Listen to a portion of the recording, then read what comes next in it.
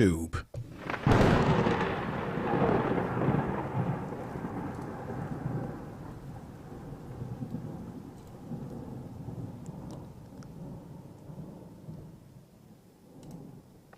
It's time for information. Tell the truth. Man. Show everybody.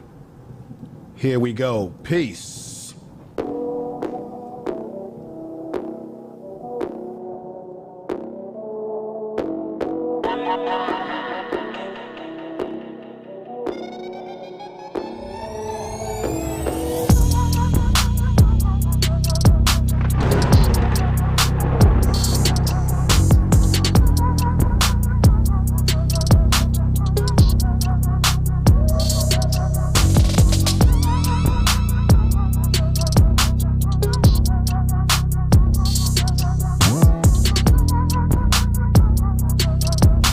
Tell the truth.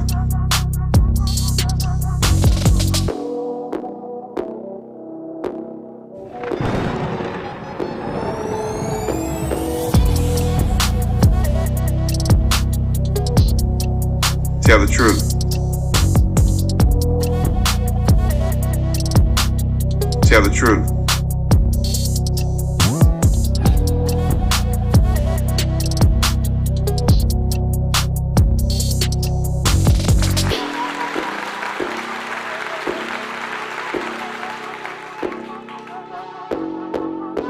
Tell the truth. Tell the truth. Tell the truth. Information is power.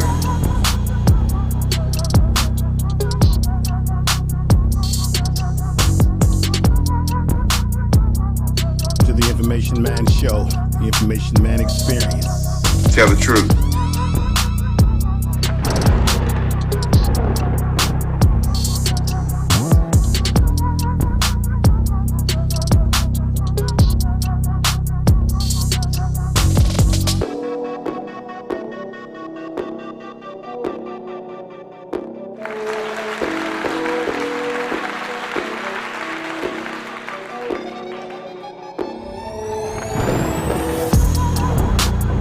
Truth, shame the devil, tell the truth, share the shame the devil.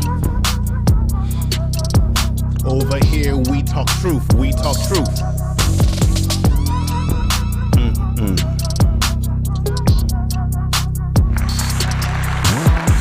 If you're looking, ladies and gentlemen, yeah.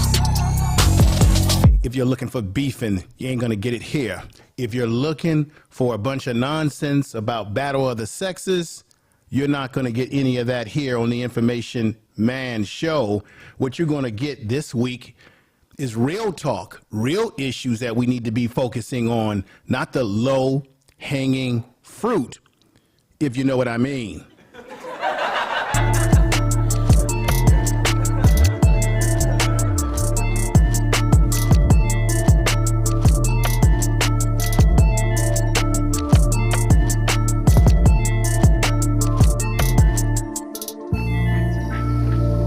Tell the truth.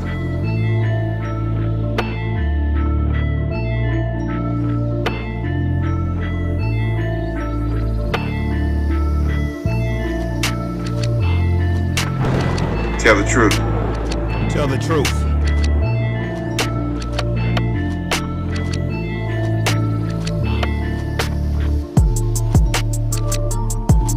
Tell the truth. You are listening to Information Man. Please make sure to subscribe to his channel.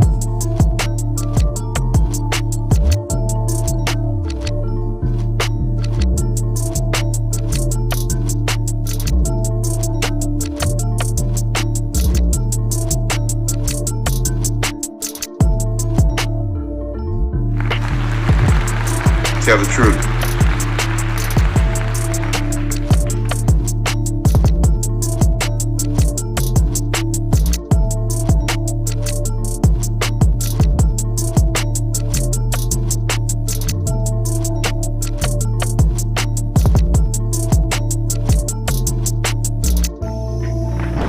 Tell the truth.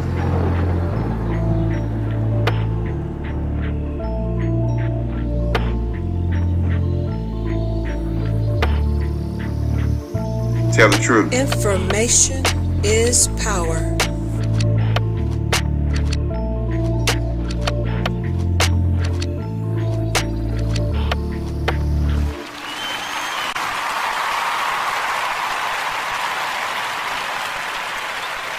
What's up, everybody? Tell the truth. What's up, everybody? Tell the truth. Peace to everybody out there that's listening. This is the Information Man. I am your host. I want to say peace to everybody that's listening on Roku TV. We are live on Roku TV as well. And we're live on these YouTube streets and the Facebook. I will do an upload of this video to the Facebook. I'm not live on Facebook right now. But there's a lot happening on these YouTube streets, ladies and gentlemen. And I want to talk about this incident that took place in Tennessee. I've been monitoring what's been happening. I'm going to come from a point of view that some people are not going to want to hear. I'm going to tell you the truth. And as I always say, you must shame the devil. And be honest about the situation, because I've heard some black people on these YouTube streets, or some people in general, have a different take on what's happening in Tennessee, Nashville, after they had the gun violence by a transgender woman, man. I don't know what we call it these days. This whole thing in this world that we live in is getting more crazier and more confusing. But at the end of the day, you had children that were taken out of here, administrators. You had a brother that was a janitorial engineer in the school, and he lost his life. Gun violence is no stranger to the state of Tennessee. You have it happening in Memphis, Tennessee. You have it happening in Nashville, as you all have seen. And I really want to examine these areas today. Most people are just going to talk about it from more of a abstract point of view. You know, over here, I'm going to give you some breakdowns, statistics, and history to reinforce my point. What I want to say that really disturbs me is black people, we've got to really wake up. Tell the truth. We waste way too much time on social media, trying to be popular, getting into the battle of the sexes, which is a conversation that is getting way old. We know what our problems are in our relationships. How about we come up with solutions instead of continuing to talk about what the problems are that we already know? We've got people that are telling you on YouTube, social media, black people that look just like you, that are not in support of reparations. Oh, y'all ain't gonna never get it. And these are the same Negroes that if we were back in slavery, those of us that are alive today, these would be the black people that would tell you, why are you trying to run away and go to the north or get away? These would be the house Negroes, as you as a field Negro are trying to get away and escape to a better place, or at least what you think. We got black people telling us we don't need reparations, and we got examples happening in Tennessee, because what people need to understand is that people say that Justin Jones and Justin Pearson are just troublemakers. Oh, you're supposed to be politicians. Politicians should not be out in the streets marching and protesting with the protesters. You're supposed to be in the big house. Remember on slavery, you had black people on the field. Those black people on the field would be black people that have protested in this country. Now, I know there was a lot of white people out there protesting over this issue because this impacted their community. And when you look at Tennessee, you got to understand where are the larger black populations. But we know that gun violence has also inflicted the black community. Now, you say, well, why would they get involved in this? This is about what happened to white people. Well, first of all, Justin Pearson represents, he's a representative of Memphis, Tennessee, which has one of the largest black populations in the state. So he's got a reason to be concerned about gun violence because there's a lot of gun violence happening in Memphis, Tennessee. Now, you ask yourself, well, what about our Filipino and black brother? Why is he upping the ante? Why is he getting involved? Because he represents the most racially diverse, where you have a large percentage of black people. I think the black population is around 30%, 34%, somewhere in there in his district. It's kind of a mixed district, but he represents a population of people who look like him. And this brother is Filipino and black, but he identifies himself as black. And I've been following, I've done some background on some of these guys. They've been consistent. Before he got in it, for any of you out there to start talking about, well, you know, he's mixed breed and all of that. This dude right here, Representative Justin Jones, he was a rebel rouser and an activist before he got in the big house, or what we call the state house.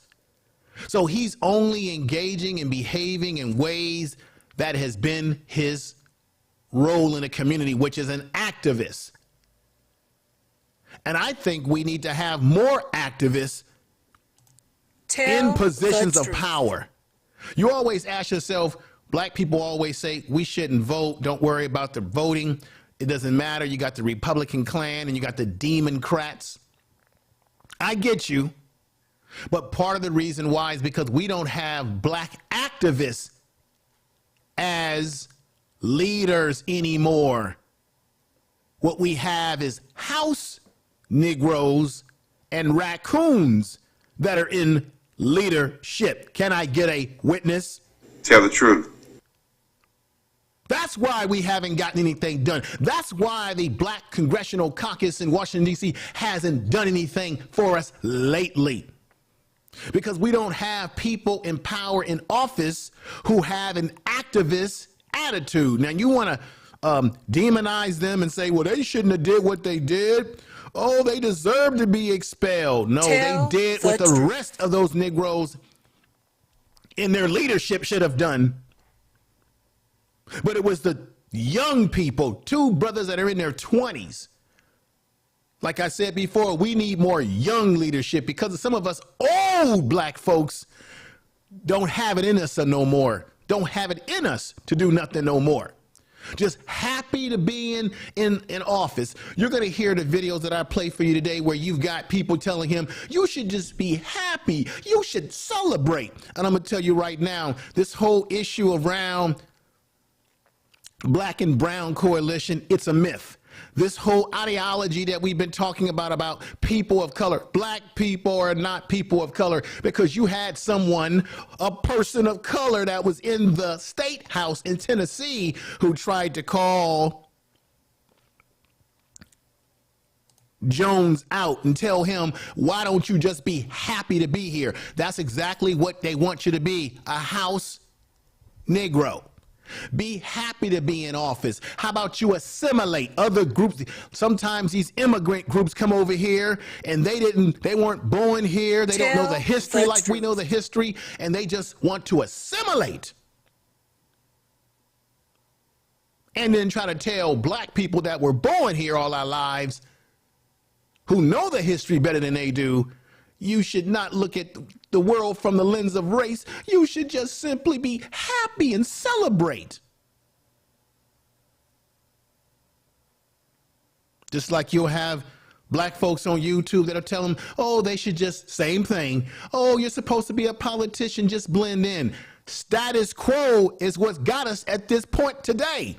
It's the status quo that's not doing anything for us. We need more. I believe we need more radical, I don't even want to use that word. We need more proactive politicians who are going to be about the people and are willing to get out there with the people. And this is the new generation today. These Z generation, Nah, they're not taking it anymore. They're not laying down no more. They're not afraid no more. Now, the reason why they got expelled out of there is pure racism. Why? Let me give you a breakdown. And you're going to hear it on the videos that I play today, ladies and gentlemen. And I thank you all in the chat room that are watching, all that are here. I will shout you out, but today I need to stay on point because I don't want this to be a super long video, but I want to get to the point, and I want you to walk away with learning things that you may not have known that I'm going to break down to you today, or having or being reminded of what you know, but you just have forgotten, or you needed a reminder. If you can hear my mic clearly, I want you to hit a 7 in the chat room. Let's get the algorithms turning. This video may bring more people over. It may not, because it's, once again, not a sexy video where we're talking about some, some athlete or some celebrity or some controversial thing going on YouTube. I appreciate you all out there for listening that are coming in so far. We'll see how things go.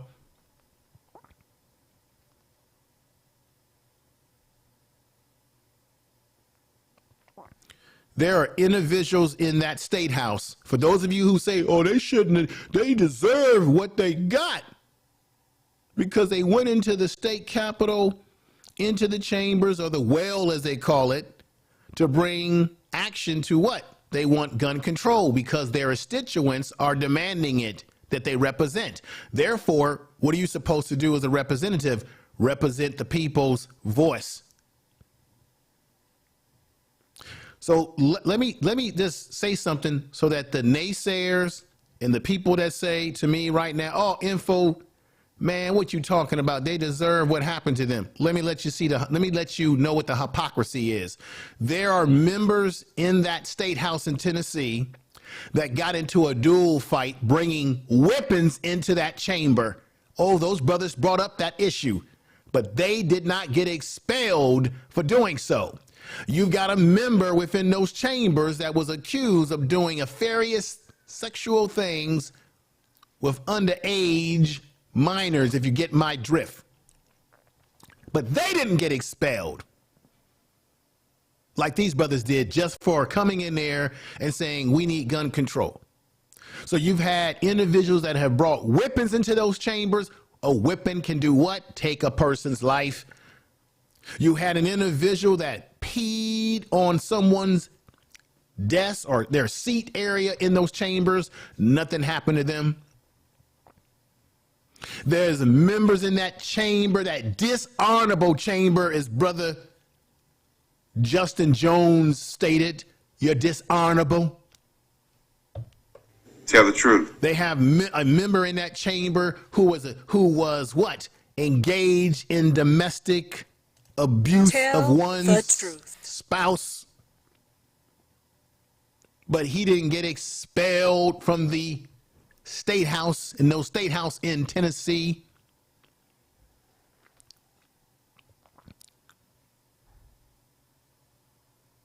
I want to thank the doctor who's coming through. This is a good brother right here that I've gotten to know on Black Man Unfiltered's channel. I want you all to give that brother some love as he's in the chat room. We'll see how the numbers increase in the stream as I go along, because we need this message to be heard loud and clear, ladies and gentlemen. The brother has given me a $20 super chat, which I say to that, Thank you for the super chat. the brother says support for the message and channel. No reply needed. No, brother, reply is needed because I respect you and I thank you for what you do, doctor.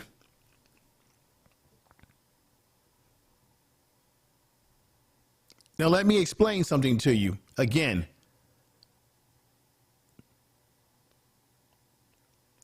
Never in the history, in the 100 years of that state house in Tennessee, has anyone ever been thrown out or kicked out due to what they did. No one ever. We just got to keep this in mind. These are the realities that we need to Tell the keep truth. in mind. No one has ever been kicked out the way they were expelled out. Now, you say, well, it was three of them. There was Gloria Johnson, Caucasian woman, who stood up with these brothers. Okay, they're Democrats. And don't get me wrong, I know the history of the Democratic Party. We know that it was the Dixiecrats. Tell the truth. Which were the Democratic Party of the Dixiecrats that brought forth the Klan, such as the Confederate flag. But remember that the Dixiecrats jumped. This is what your Republicans and your conservatives fail to tell you. The Dixiecrats left the Democratic Party. They're the party. The Democratic Party is the party that oppressed black people. I get it. The Democratic Party is the one that brought this Ku Klux Klan flag into reality. Tell the truth. But those Dixiecrats eventually left the Democratic Party, and guess where they went? They went over to your radical Republican right party. That's the truth. Tell the truth. And they brought all their racism and all their ways and four-ways with them from the Democratic Party that they jumped ship from over to the Republican Party. That's why they're called the Republican Klan. Now, the Democrats, or the Democrats as we know them, they had their history in dirt as well. Both of them are not clean. Therefore, both political parties are the same bird of the same dirty two wings. One left, one right, and you always know I always say to you that the left wing, which would be the Democratic Party or the Democrats, they will screw you with Vaseline. And the Republican Party, which would be the Republican Klan, they will screw you without Vaseline. Tell the truth. I laugh to keep from crying. Tell the truth. Now we know that history. But overall, no one has ever been kicked out for what they did, which is minor compared to the things that I just told you a few minutes ago. Let me show you the article, the House resolution on the screen right here, ladies and gentlemen, right here for you to see. The House Resolution 65, a resolution to expel Justin Jones from his seat as a member of the House of Representatives of the 130 General Assembly of the state of Tennessee, elected by the 52nd Ward. And I believe Justin Pearson represents the 86th Ward, which is out of Memphis, the 86th District. The 52 Representation District. Whereas Article 2, Section 12 of the Tennessee Constitution provides that each house may determine the rules of its proceedings, punish its members for disorderly behavior. What about the members that are messing around with underage minors? What about the members pissing on people's seats? What about the members that brought weapons and had a duel up in there, huh? How about the ones that are abusing, huh? How about the ones that are saying, how about can we have a can we have lynching? Oh yeah, ladies and gentlemen, all members of the House of Representatives must comply with permanent rules of order of the Tennessee House of Representatives. Must comply for 130 General Assembly, including preserving order in hearing. Isn't that interesting? Tell the truth. Isn't that interesting? Let me tell you the kind of place that they're working in. Both of these young brothers, I think Justin Pearson was sworn in just a few days before they had the unfortunate gun violence incident in Nashville at the private Christian school. But they said that they've ever since they were initiated into or became elected, not initiated, became elected as state representatives of the communities in which they come from. They said that they were shunned, that they were kicked off committees. They weren't allowed to express themselves, even though you heard over this past week those racist individuals there saying that they're the ones that's bullying everyone. In fact, they're the ones that have been the victim of bullying. They have cut them off committees, haven't allowed these two young brothers to speak because these young brothers are not trying to do what? Engage in status quo. And as a result of that, this is the type of thinking that they're around. This man right here, you might have heard about this and you might have missed this. This is Representative Paul Sharon. Look at what he said in one of their chamber committee meetings. This was a committee about criminal justice committee. And this man had a nerve to ask this question. Leader Chairman. Thank you, Chairman. And thank you, Representative Powers, for bringing this. I think it's a very good idea. And I was just wondering about, could I put an amendment on that? It would include hanging by a tree also. And also, I would like to sign on to your bill, sir. Thank you. Whoa. Ladies and gentlemen, what does hanging by a tree mean? Both, I believe Justin Pearson talked about this. Lynching sites, Shelby County in Tennessee. When he says hanging by a tree, ladies and gentlemen, who do you think they're talking about being hung by a tree? Everybody in the chat room, put it in the chat room. Who do you think they're talking about? Who did they hang by a tree in this state called Tennessee? They hung black people. The southern tree bear strange fruit. Now, this is a song. This is what Billie Holiday spoke of. Southern trees bear strange fruit. Blood on the leaves, blood at the root. Black body swinging in the southern breeze. Strange fruit hanging from popular trees. From Billie Holiday, 1939 recording, Strange Fruit. This man is talking about, can we bring back hanging, and who the hell you think they're going to try to hang? Thank you, Chairman. And thank you, Representative Powers, for bringing this. I think it's a very good idea. And I was just wondering about, could I put an amendment on that? It would include hanging by a tree also. And also, I would like to sign on to your bill, sir. Thank you. He wants to sign on to the bill. This is the type of ideology and thinking that these two young brothers are working around in this state building. This is why we can't sit up here on social media or any media demonizing them and saying that, oh, well, they got what they deserve, when they were telling you that they've been working around racist and white supremacists. Now, I got to be honest. Tell the truth. I got to be honest here. Neely Fuller Jr. told us that we're in a prison, that anything that happens to black people is due to racial animosity in this country. Now, Neely Fuller Jr. said this. I want y'all to hear this real quick as I play this for you. This is very important, what Neely Fuller Jr. said. Thing having to do with black people, the white supremacists are involved. I mean, otherwise there would be no such thing as white supremacy.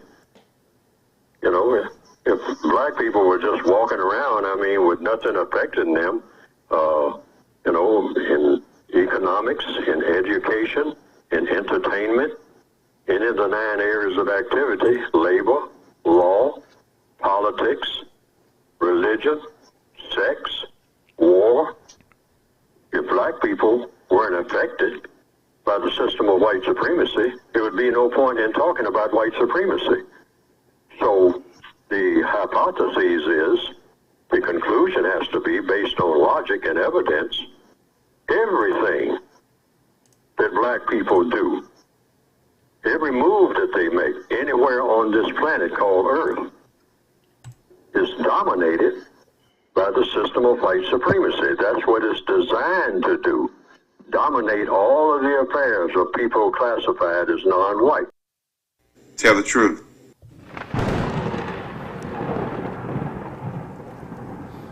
Do you hear what Neely Fuller Jr. is saying to you?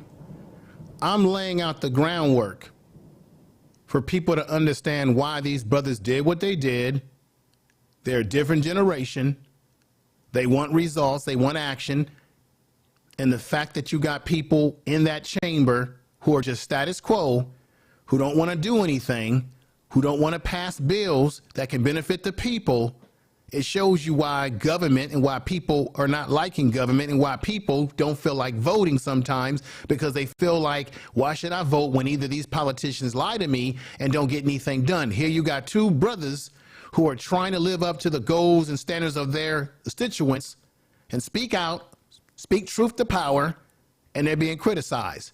But you have to understand the environment that they're working in. And I got to be honest, Neely Fuller Jr. said it. We as black people have to realize that when we go into government as politicians, whatever it is, we're working within an environment that we never designed, we don't have control of, and it was never meant for us. These governments that were created in this country, we call America, originally were designed for the white man.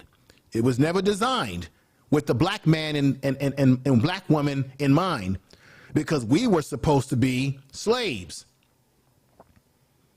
We're supposed to be in shackle slavery. We're supposed to be, yes, sir, boss. We came out of slavery, and then they interjected Jim Crow.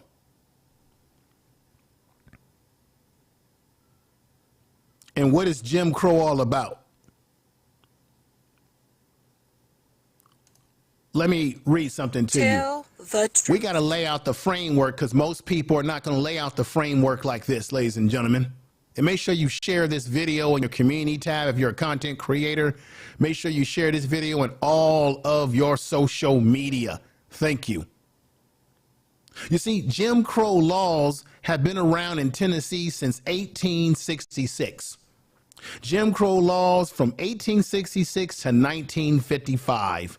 The state of Tennessee erected 20 Jim Crow laws between 1866 and 1955, including school segregation, 4 which outlawed interracial, they didn't want interracial dating and what have you. They were always very concerned about the black man being with white women. Therefore, what do you think is the song that Billie Holiday just sung? Black men were being hung for the involvement in with white women, or being accused of doing something sexual abusive to a white woman. And then we have black people on YouTube sitting up here trying to protect pearly things when black men have been lynched for women like her that look just like her. 2 requiring segregation for public accommodation, meaning you had separate but not equal. It wasn't equal. They claim it was equal. And 1 which mandated segregation on streetcars.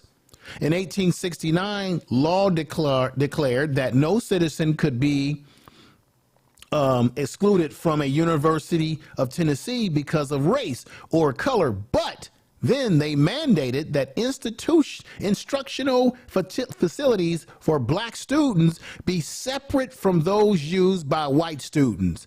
As of 1954, segregation laws for transportation and public accommodation were still in effect in 1954.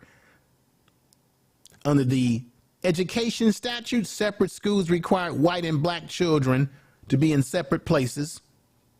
And I'll be honest with you, I think black people were better off when we were educating our own kids and we had our own communities segregated to ourselves. I got to be honest about that. We've assimilated until we don't know who the hell we are anymore.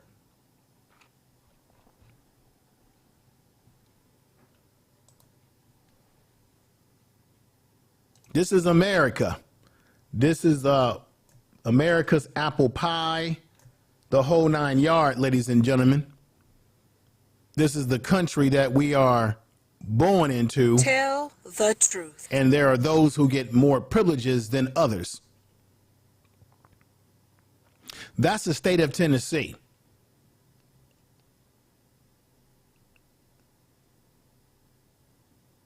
Let me let you know something else. Now, I'm laying the groundwork for why these young men did what they did and are standing up, and they should not be discriminated against in the way that they were, and we should support them. For example, the brother right here, Justin Pearson. He's got the afro. Do you know that when he got elected, and most of these guys that you're seeing, usually when black people got into leadership in the past, it was black people who came from the civil rights movement. These guys come from the street level movements.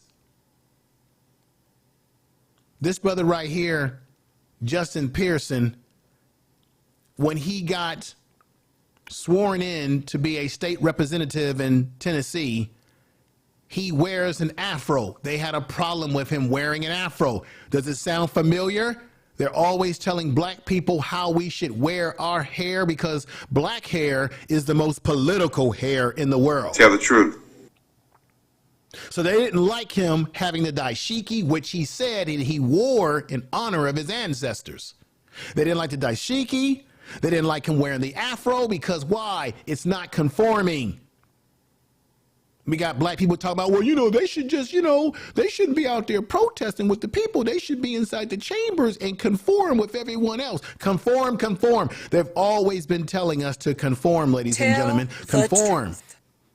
Black people, out of all the people on this planet, we're asked to conform more than anybody. So when he had his dashiki on, and he wore his hair afro natural, which he has every God-given right to do so, there was this big shadoo about it. Here he is being sworn in. I'm telling you, this is why these brothers can say that there's white supremacy going on in those chambers. Black Tennessee State Representative responds to backlash over wearing an African dashiki to swear in during his swearing-in ceremony, according to CNN. First-term Tennessee State Representative Justin Pearson says he was trying to honor his ancestors.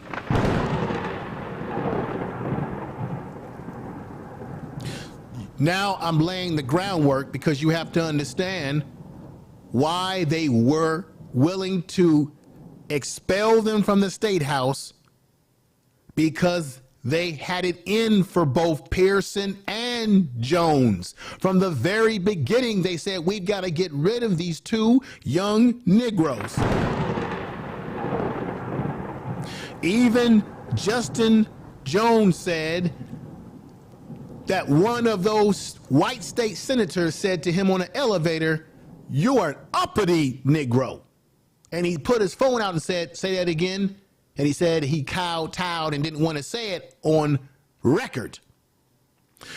I'm telling you that they target them. It doesn't matter what they did. It doesn't matter if they went in that state house and followed all the rules and didn't disrupt anything or have a bullhorn. Just being black and young and not trying to stay within the box. See, these two brothers, I got to tell it like it is, whether you like it or not. Tell the truth. These two brothers weren't trying to conform like the rest of the black folks in that chamber. You notice a lot of the black people in that chamber were older black people, probably glad to be there, want to hold on to their jobs, don't want to rock the vote too damn much. As you notice, when they put these guys on a public lynching on television, you had black representatives saying, hey, they're young, give them grace, give them grace. How about tell the House in Tennessee to stop being racist? See, they were out to get these two brothers because they've never in their history expelled anybody. As I said to you before, there were prior people There were prior individuals in that state house who did worse things than they did, if you could even call what they did that bad, and they weren't expelled. Bringing a weapon into a chamber of government and you don't get expelled or anything. Getting caught up with underage minors and you don't get peeing on other people's seats and you don't get reprimanded in some way like they did. It tells you right there that they were targeted. Now, of course, they're saying right now that this wasn't about race. Yes, it was, because as you do know, Miss Gloria Johnson, she made it by the chin of her hair. They didn't expel her. They both were up for expulsion from the chamber, from their seats. But they got rid of the two black men because they're black and too damn strong. And they saved the white woman. They made sure that even though she was involved in their demonstration, they made sure to keep her aboard. Now, to her credit, she admitted on news cameras that she knows why they saved her by that one vote. She knows it was because of her race, being a white woman, that they saved her. She knows it. She admitted it publicly. But it shows you that they had it in for these two brothers. Now, usually what white supremacists do is that sometimes white supremacists are willing to sacrifice their own if their own is joining up with black people. So as a result, they were sending her a message that you are trying to join up with these two Negroes that we don't agree with. We're going to punish you, white woman. We're going to hold you accountable. We're not going to get rid of you, but we're going to put you on the hot seat. Just to let you know that we as white men in this society and in this government control things. Just to let you know that if you want to link up with these any black men again like this, next time we'll get rid of you permanently. However, we're also finding out that these brothers could very well be back at that well in Tennessee because the people that elected them could put them right back. And if they do the same thing that they did before, they won't be able to expel them. You can't be, what do you call that? Double jeopardy. That's what they're saying right now. I want to thank everybody in the chat room that's here, that's listening. I appreciate you. I see you all out there. But I have to stay on point with this because nobody that I see on YouTube is giving it to you in this type of analysis.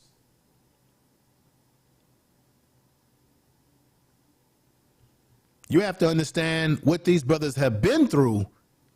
And we also have to understand as black people, and I think they have to understand as young brothers, that you're working within a government system that was never designed for black people. It was never designed to work in our favor. And you're two black young men, and that's what they want to do. They destroy us. That's why they put drugs in some of our communities. That's why they incarcerate us from the school to prison pipeline. They do everything to poison us because they don't want black men to grow up to be like this, where we can take government. I think on the left side here, Justin Jones is the youngest at 27 years old to ever be elected as a state representative in the state of Tennessee. And on the right side, my brother Pearson with the afro, he would be the second youngest. This is what they don't want. They would rather these two brothers be strung out on drugs. They would rather them be pimps. They would rather them be out there selling drugs to the community, become drug dealers, to be cracked out. They would rather them be in those situations.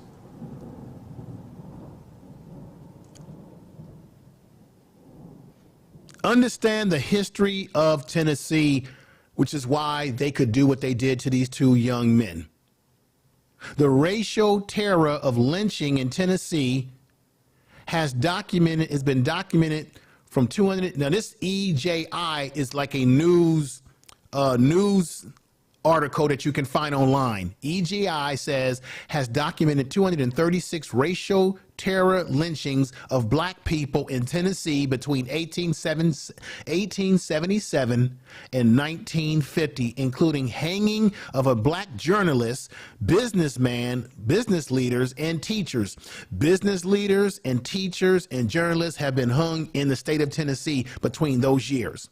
EJI also reported on terror lynching in 12 most active lynching states in America, found that we have to know the history, finds that Tennessee, Lake, and more countries had the 6th and the 7th highest lynching rate. Tennessee, as a state, ranks out other countries when it comes to having the highest lynching rates, respectively. And Shelby County, where they had the lynching tree, a certain tree where they would lynch black people. And guess what would happen when they would lynch black people in Tennessee? It was a spectacle, ladies and gentlemen. They would have children, wives, family members. People would show up like it was a ball game to watch a black man be hung from a tree in Shelby County in Tennessee. And as I said before, oftentimes when they would lynch black men, they would take the private parts off. You heard what I just said, the private parts off.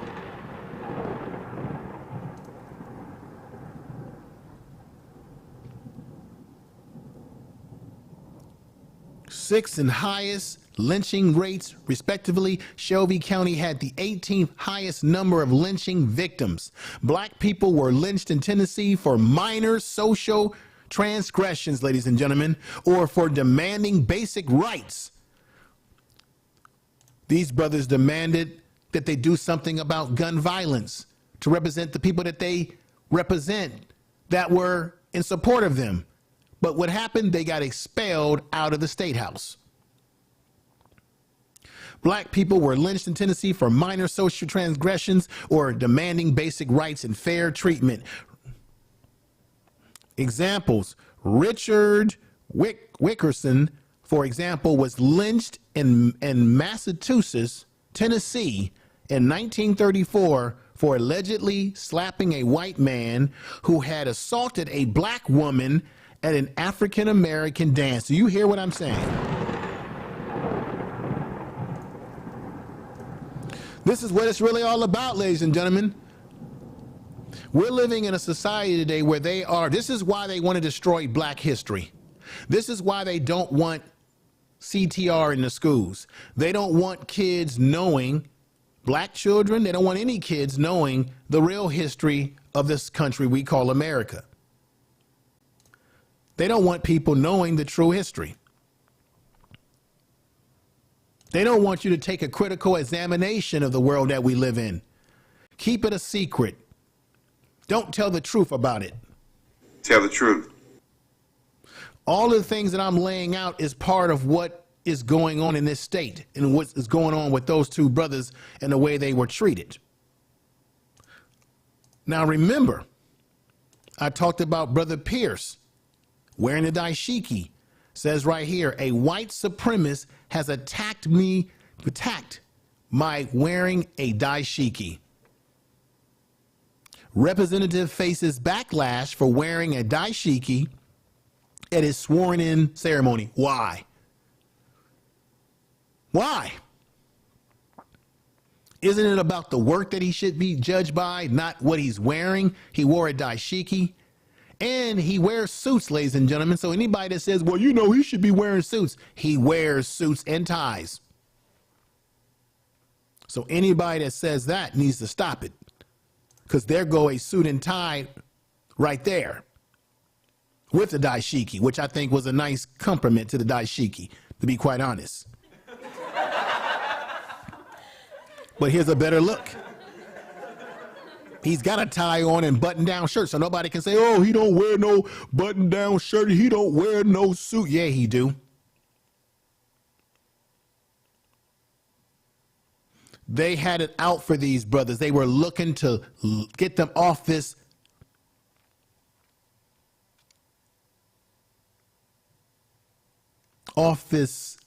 representation of those that they, as their constituents that they represent in the state of Tennessee. Let me let you all know something. Did you know, ladies and gentlemen, let's take a test right now. Where do you believe that the Ku Klux Klan was founded at? What state did they find the Ku Klux Klan? What state? Let me see what you put in the chat room. Victoriously, good to see you. Keith Weston, good to see you. Mike B, good to see you. Empress Goddess, good to see you. Everybody that's here. Jill's Chocolate Boutique. Conscious Energy. Thank you for coming over, brother. This is what real content looks like. This is what we need to be doing on YouTube. We need to be educating one another. We need to be enlightening one another. We spending all our time on these YouTube streets talking about relationships, all the battle of the sexes. We're being distracted and bamboozled by white women like the pearly things of the world. When there's some real things happening, they are attacking black history in this country. Someone said Tennessee. Exactly. Yes. Let's break it down here. Now, on this day in 1865, 6 Confederate veterans meeting in Pulaski, Tennessee, I can't pronounce that, Pulaski, Tennessee, formed a secret society. They called the society the Ku Klux Klan, ladies and gentlemen, the Ku Klux Klan. The name combined the Greek word for circle with the geek word for Klan. In the aftermath of the Civil War, the Ku Klux Klan quickly formed from a social fraternity. They morphified them. They morphed from a social fraternity to a violent group that sought to punish black against key Reconstruction policies. Reconstruction was supposed to make black people whole, and these groups rose up in a state like Tennessee, which is the home state of the Ku Klux Klan, ladies and gentlemen, sought to push back. Share this damn video. I should have 1,000 people over here. Thank you. Push back against key Reconstruction policies championed by radical Republicans. Uh-oh. What did I tell y'all? People always like to say this, including the Republican Klan. Oh, it was the Ku Klux. The Dixiecrats left the Democratic Party. The Democratic Party was the party of the Dixiecrats. They left the Democratic Party and they ran over to the Republican Klan, which is why I use the word Republican Klan. And when they got into the Republican, that's when the Ku Klux Klan really ratchet up. What did I just say here? What did I just read to y'all? See, a lot of people on YouTube will say, well, no, it was the Democrats that created the Ku Klux Klan. All of them did. The ones that were already in the Klan that were Democrats, they ran to the Republican Klan. This is 1865, folks. I'm going to say it again. In the aftermath of the Civil War, the Ku Klux Klan quickly morphed from a social fraternity to a violent group that sought to push blacks back against key Reconstruction policies that were going to benefit black people, like 40 acres and a mule. Key Reconstruction policies championed by what? Radical Republicans in Congress. The policies that for the first time enfranchised former African American slaves.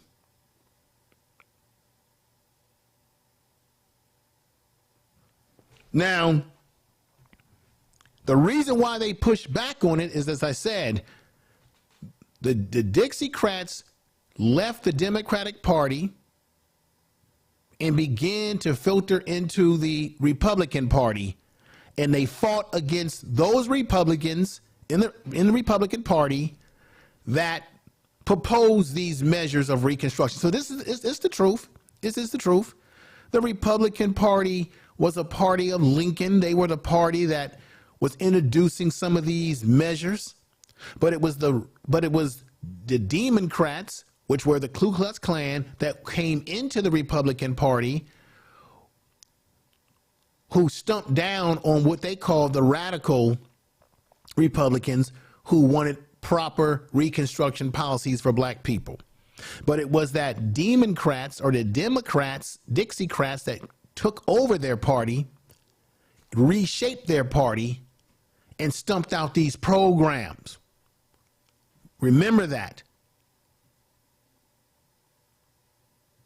The Republican Party became what it has become even today because of these Dixiecrats that left the Democratic Party to the Republican Party. However, both parties didn't like black people either way. Even Abraham Lincoln himself said that if he could keep the Union together without freeing any slaves, he would have done so. And the slaves that they did free were pretty much economic embargoes against the South. It was a pawn used against them to keep them from splitting from the Union with all that free labor and economics that they had in the South. So just keep that in mind. How is this relevant to Tennessee? It is relevant because you have to understand how history plays out. Look at this right here. This is an article. Tennessee County gets permission to remove Confederate flag.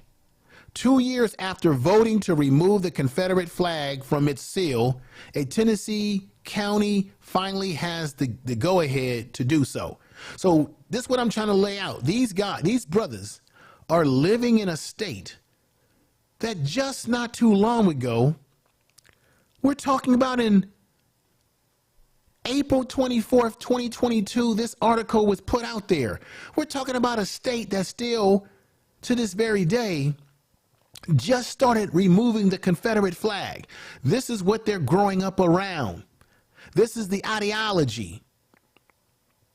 The ideology that makes this man feel comfortable to ask this question in one of the Statehouse Chamber committee meetings on crime. Leader Carroll. Thank you, Chairman. And thank you, Representative Powers, for bringing this. I think it's a very good idea. And I was just wondering about, could I put an amendment on that? It would include hanging by a tree also. And also, I would like to sign on to your bill, sir. Thank you. You see the craziness there? You see what's really going on? I want to do a comparison and contrast. Here is the Tennessee state flag right here. I want you to see how similar it looks to a Confederate flag. All these southern states tend to have these blue, you notice this? Have you noticed this? They all have these blue, deep blue and red flags with the stars that are very similar to this flag right here. Remember, on January 6th, you had those mega hat people walk right into the Capitol with that's a picture, with that Confederate flag in the name of their man. You know the man. You know the dog whistle that I'm talking about. You know it. We will make America great again. You have Donald Trump's flag alongside the American flag, alongside the Ku Klux Klan flag. This is at a NASCAR racing event. But look how similar the flag looks to in terms of, it has the red, the deep red, right? And they always have the stars with the blue. And even Texas, another southern state, check out their flag, same symbolism. See, there's symbolism all around us, folks. We just have to pay attention to it. And let me say to Alan Christian, thank you for the super chat. I appreciate that. Thank you for the super chat. And again, I say thank you. Thank you for the super chat. Thank you for that super chat. Alan Christian says, thank you, Information Man, for bringing up this topic. Thank you for watching today, and make sure you share this video. If you look at the Texas flag, it has that star, the little red, the little white. Now, you can say, hey, it's similar to the American flag, right? Yeah, there's some similarities in terms of the stars, but a lot of these similarities come out of what? The damn Confederate flag.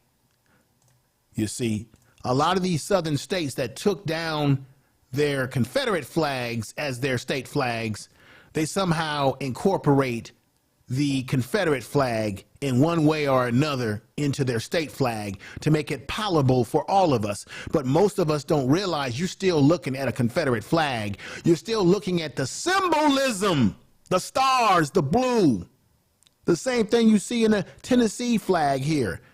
Same symbolism. No different than the Confederate flag. Same symbolism. Only difference is that they got a circle. But they go with that deep red because the Confederate flag had that deep red in it and that deep blue. Just want y'all to peep that out. I'm setting this up because this is the environment that these young brothers are in, that they're operating in Tennessee in the year 2023. Tennessee's demographics, according to the most recent ACS, the racial composition of Tennessee was 76.73% white. Black or African American is 16.67%.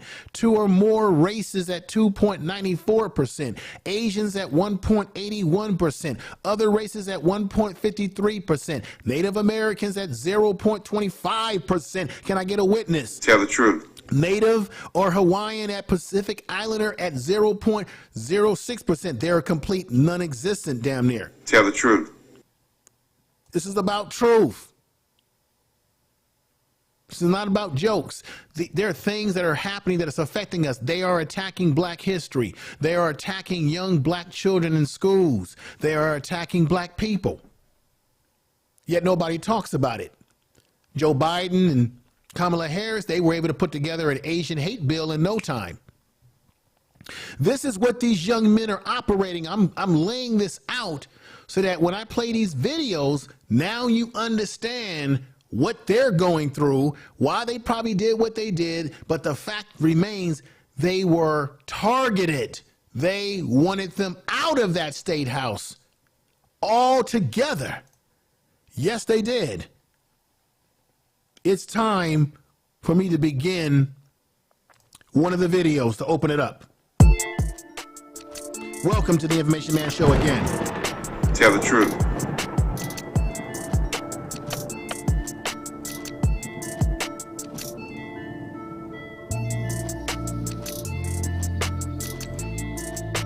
Here we go, ladies and gentlemen. Peace. Tell the truth. Behavior. This morning, supporters of the Capitol welcomed them with cheers and watched in the gallery as the Republican supermajority debated measures to oust them. Since the Covenant shooting, protesters for gun control have gathered at the Capitol a number of times, and they were there once again today, even in the rain. Tennessee has only expelled lawmakers a handful of times, and usually for criminal or sexual misconduct. But this time is very different. ABC's Alex Perez is in Nashville. I hereby declare Representative Justin Jones of the 57th Representative District expelled. Tonight, in a rare move, the Tennessee Statehouse deciding if they should expel 3 Democratic lawmakers who violated decorum during this moment. Tensions rising as 2 members were expelled, a third saved. The state representative's outrage is stemming from that shooting at a Nashville elementary school. 3 staffers and 3 students killed. With protesters calling for gun reform at the state capitol last Thursday, Democrats Gloria Johnson, Justin Jones, and Justin Pearson interrupting the legislative session. I have to raise the voice of the people in my district, and I did what I felt those folks wanted me to do. Speaker of the House Cameron Sexton on a radio show accusing them of trying to incite an insurrection. What they did today was equivalent, at least equivalent, maybe worse, depending on how you look at it, of doing an insurrection in the Capitol. Boom. I have to stop it there. a lot of us said if black people would have did what they did on January 6th, let's keep it real, folks. If black people would have done what those white folks did for Donald Trump on January 6th, that they would have been persecuted, they would have been fired upon by the police with weapons. I believe that to be true. You see what he did, because they want to get rid of Justin Pearson and Justin Jones, is they tried to say it was the same as January 6th. One, nobody died, nobody got hurt, no one was defecating in the buildings, nobody was busting out glass, nobody was attacking security. No one was making threats on the lives of these politicians other than saying, we want gun control, we need to change something here. There was no violence that took place. There were nobody storming the building with makeshift special ops equipment. That was not January 6th, but they wanted to label it that. And then my man Jones came out and told, let me put Jones back up here. Jones right here, Justin Jones said, and you're going to hear it today, that the Speaker of the House, who you just heard a few minutes ago say this was an insurrection, comparing it to January 6th, and he tweaked this out to Donald, you know what, Trump, and all the megas. He tweaked it out.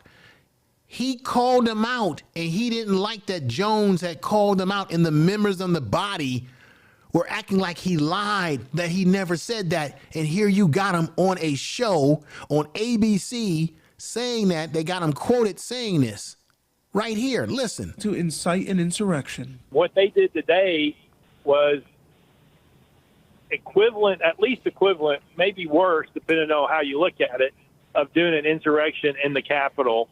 Pearson knocking down that claim. The thousands of children and adults who marched outside of the People's House are not insurrectionists. My colleagues' walk to the House floor was in a peaceful and civil manner, and it was not an insurrection. It was not an insurrection. That was some bull crap that they tried to throw out there and say. And this is why these brothers took the position that they took. We have to understand this. And while this was going on, all your news agencies were not heavily monitoring this. This was what you call, everything about this was rogue. But black people, we should not be surprised, because when you go into government, you're going into a system that was not created by us, wasn't created for us. And that's why they were able to do what they did to these young brothers, because they are in a system that is turned upside down. And it's a system of injustice. It is not a just system. And you can also see why states like Tennessee and many other states are not doing shit to help their people when you've got this status quo mentality. Let's listen to the young brother Justin Jones. I made short clips for you. Let's get into the next one right here, shall we? Well, my colleague's statement was eloquent. What he was essentially saying was that Justin is an uppity Negro. Stop that there. Remember I said earlier in the program that they see Justin, as well as Justin Pearce and Justin Jones, they see them as uppity Negroes. We've heard this all our lives, and that is a black person, a black man, black woman that's educated, they're intelligent, they're smart, they know, they have confidence about themselves, they're not kowtowing and yes sir mama, yes sir ma'am, oh, they're not stepping fetching it, because they like when we're acting like that. But when you're acting you're not acting like that, and you're acting with confidence and you have command, they want to see if they can peg you down and call you an uppity Negro. It's the same thing that they did to Adam Clayton Powell. Do you all remember Adam Clayton Powell? I think Adam Clayton Powell is the first congressman, if not senator, black senator in this country. He's the one responsible for your school lunch programs, many programs. And he was a Baptist minister in Harlem, New York. And they tried to destroy him when he came up there with dignity at the Washington, D.C., at the nation's capital. They called him a uppity Negro. Hear this again. This is why these young men have the disposition that they have, ladies and gentlemen. But they have to understand, we have to understand that when you go into this political rigged game or this politics game, this is what can happen to you when you are a black person who's more for the people and you have an activist mentality. If these two brothers would have went to this state house and just been glad to be there, kept their nose, kept quiet, then they would be accepted because they like when black people are old, when they like when we're passive and we show no resistance. Well, my colleague's statement was eloquent. What he was essentially saying was that Justin is an uppity Negro. How dare he point at the speaker and call a lie a lie? How dare he act like he's your equal? How dare he come before this body and not bow down? What he's saying there is that Justin Jones lied about the House Speaker calling what happened, what they did, insurrection. But you just heard it on this channel. You heard the audio. He did call it insurrection. So the individuals in this body, they are the ones that are the liars. But they had it out for these young brothers the whole time. Let's continue. That's what Representative Bulso was saying, and that's what he told me on the elevator 2 days ago when he tried to incite violence against me and got in my face and said, "You are a damn disgrace." And I said, "Representative Bulso, hold on, let me pull up my phone. Can you say that again?" And he cowered and chose not to repeat it because he did not want the world to see what a disgrace he is for Williamson County voters. What we are doing today is not respecting the Constitution, but I'm not surprised because time after time again, this body chooses to burn the Constitution. In fact, we've passed more lawsuits than legitimate laws.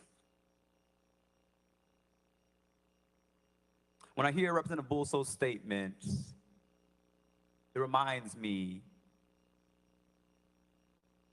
that there are people in this chamber whose real offense is not what we did. Tell the truth. That in breaking the quorum, we asserted our humanity, we asserted the voices and humanity of our district, we asserted our dignity as equal members of this body who you would rather have silenced, who you would rather have not hear, who you would rather have back somewhere else instead of up here as your equal.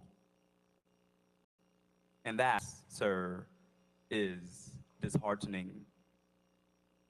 Because I know that not every member of the other side of the aisle feels like you do, Representative Bulso.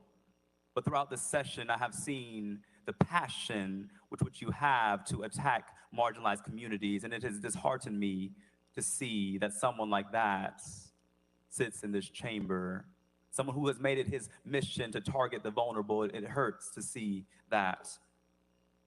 And so I did say that what the speaker did was lie when he went on national television and told national news that the kids outside, the children who were pleading for their lives, calling for an end to mass shootings, he said they were insurrectionists. He said that they tried to rush the chamber. He said that what we did was violent, and that was a lie, as the video showed you. Thank you for the evidence.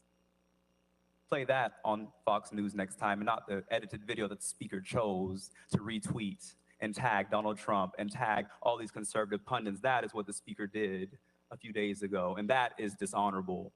It is beneath the dignity of the office of House Speaker to have the speaker targeting and trying to incite violence against members of this body. But his words have consequences. As one of our community members had his house shot, his words have consequences. As youth who participated in the protests asked me, is it safe? Did y'all hear what he just said? See, this is the things that were going on. Someone had their house fired upon with a weapon.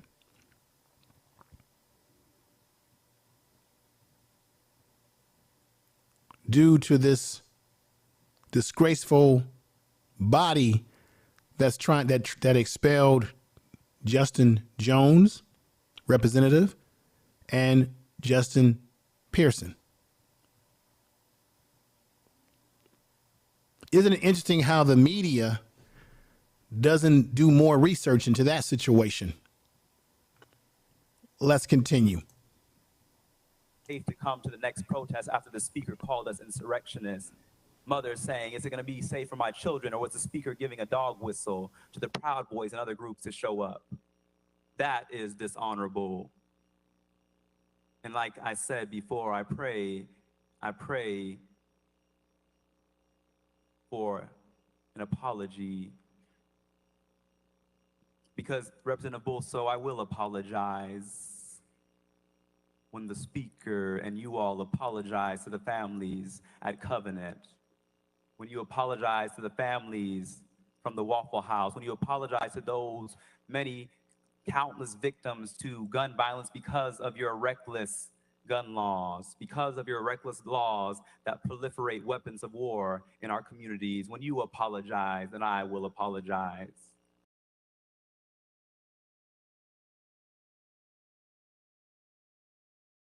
Do you hear that? That's a young brother. He's being unapologetic.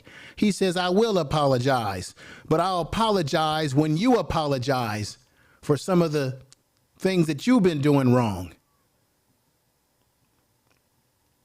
I like that. He ain't trying to go along to get along. You know, there's people up there that just want these black young men just be happy to be here. And what really bothers me is, why is it that the older, more experienced black representatives in this house that were supporting them and saying, hey, y'all should give them a break, don't expel them. But it makes me wonder, why these old black folks ain't getting up off their ass and doing something? Why are they not having fire under their belly? And then we wonder why black people in these areas, in these cities across this country, we put black leadership in, we put this old black leadership in, and they not doing nothing for us. They're living off of what they did 100 years ago. But what are they doing for us right now?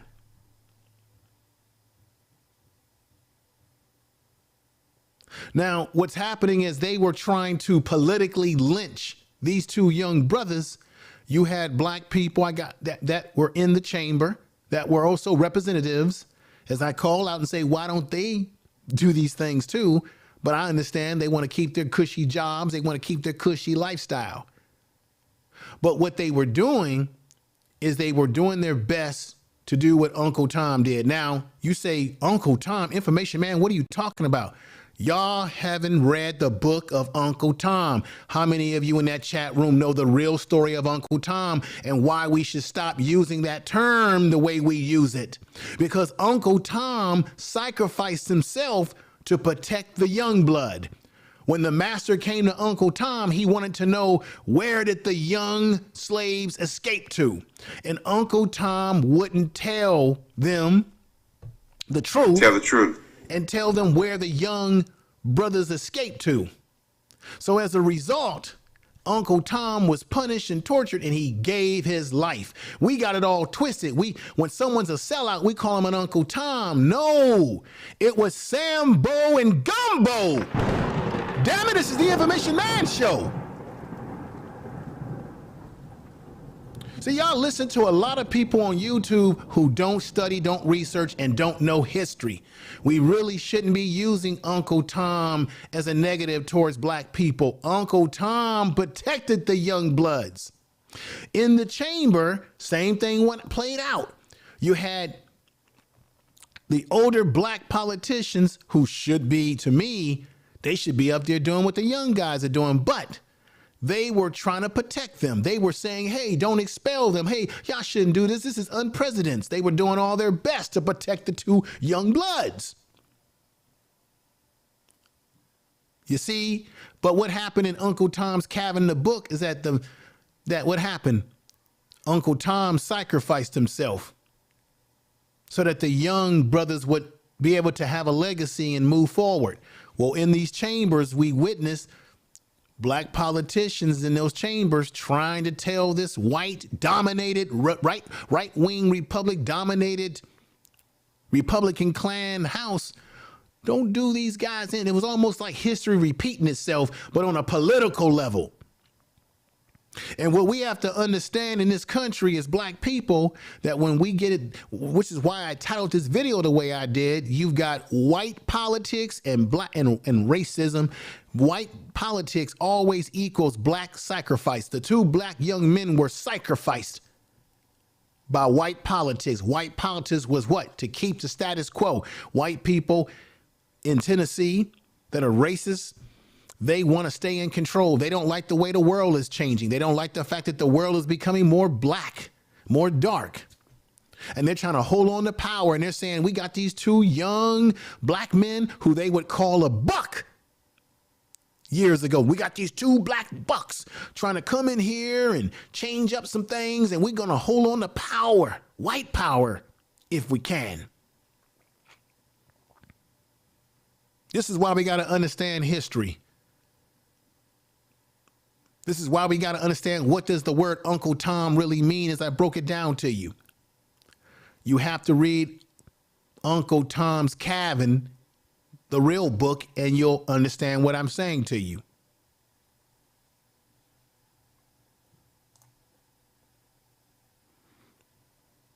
Now, what I want to do is play you the next video clip, because this is all about conforming. Why don't you just be happy to be here, black people?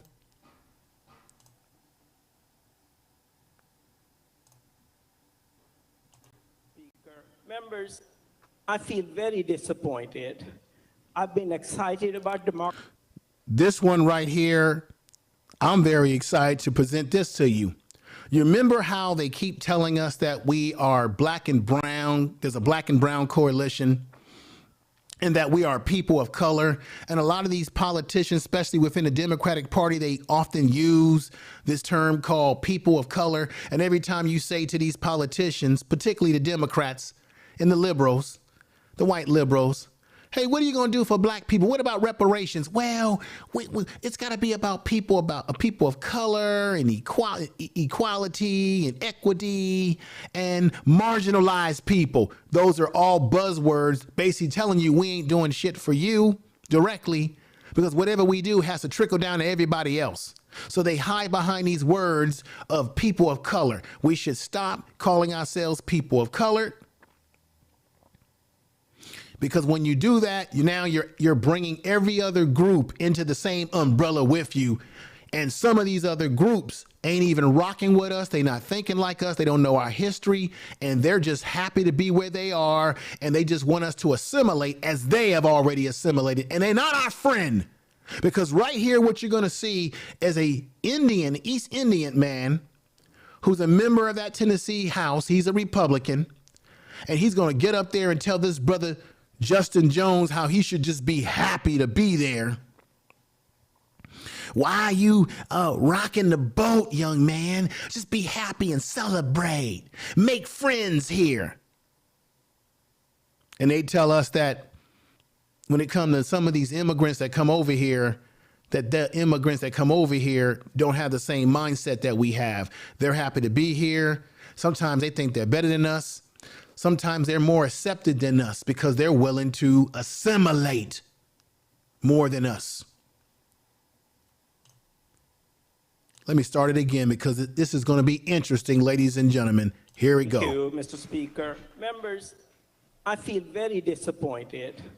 I've been excited about democracy. I've been excited since I got elected to this House. And this is terrible. And really, it's just disappointment is what comes to mind. Representative Jones, you had a difficult time. You look at everything through the lens of race. Those are your experiences, and that's perfectly understandable. But sincerely, after becoming elected, you should be celebrating. Boom! You should be, oh my God, you should be celebrating. You should be celebrating. Unbelievable, folks. Information is power. This is the mindset. This is why we can't define ourselves as people of color. He sat up here and said to this man, a man born in this country, a man in Justin Jones who's got family that's born in this country, family members that went through Jim Crow, family members that then, look, he's black and Filipino, but he's got black family members that then went through all this stuff in Tennessee. He represents Nashville. This Indian man who's going to tell you, well, I've been here for 53 years and I'm happy to be in America. You're going to tell this young man about what he should be happy about, that he should just be happy to be in the damn room. Now you understand why we don't have no alliance with some of these folks. Some of these folks don't think like us. Some of these folks don't have our experiences. But he's sitting up here trying to tell this young man, you should just be happy to be here because he's happy to be here. He's happy to assimilate. And by the way, I'm just going to keep it real. East Indian folks don't have no respect for black people. They're just as racist over there when it comes to darker Indian people that are East Indian. You have a casting system over there. You have a racial casting system where darker skinned East Indians get treated worse. They have racism within their own group too when it comes to the color, because we're all so colored, culturally conditioned by color.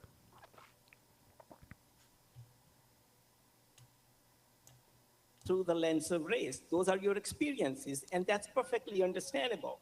But sincerely, after becoming elected, you should be celebrating. You really Celebrating. Goddamn. Goddamn. Join the House. What is there to celebrate when he's got work to do, sir? He didn't come up there to celebrate. You probably there to celebrate. Become one of us. Make the transformation. Boom. Become one. Listen to this. This is about peer assimilation. Become one of us. You have a lot of immigrant groups that are that not all, but you have some people that are immigrants, and that's their mindset. And they're also told when they come here sometime not to mess with black people in America.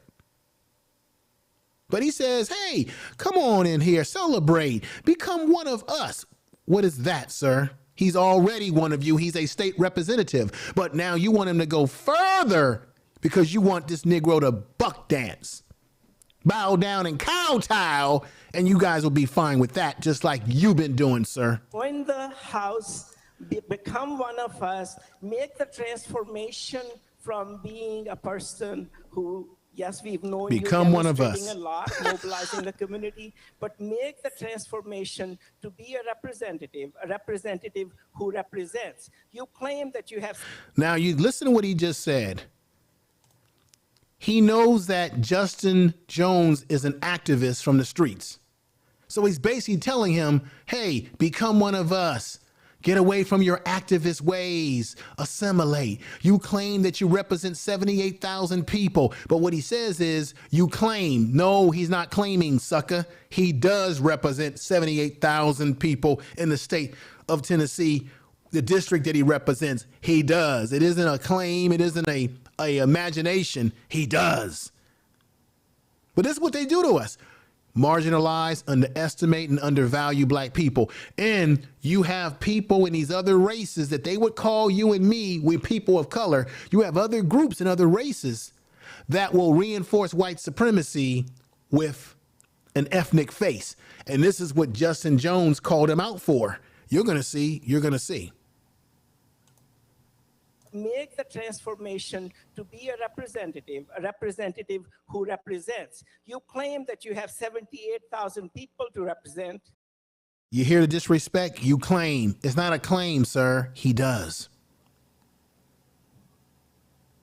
You claim that you have 78,000 people to represent.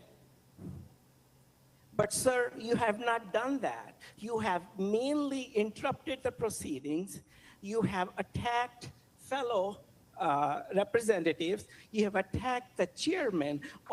He didn't attack the chairman did say that it was a insurrection. He was simply pointing out that the chairman called what they did an insurrection when it wasn't. And he's not lying, because Justin Jones has also been attacked by members of this chamber, like the one that he's sitting next to. The white man to the far right with the red tie is the one that was on the elevator that called him an uppity Negro. And then Justin Johnson pulled out his phone to say it again so I can get you on recording. We're not people of color, and these other immigrant groups ain't always rocking with us, folks. They're not always rocking with us. Almost in all committees. That is not representing your people. That is not going to bring credit to the people that you claim to represent. You hear, he says, the people that you claim to represent. You see how he's trying to marginalize them, underestimate them? He's talking just like if he was a white dude. You see what I'm saying, folks? Don't use that word people of color, because other people of other racial colors, they not rocking with us. This man telling him to assimilate, buck dance. I'm an immigrant, everybody knows. I have been in this country for 53 years. Here it comes. I'm an immigrant, and I've never experienced these things that black people experience. Present.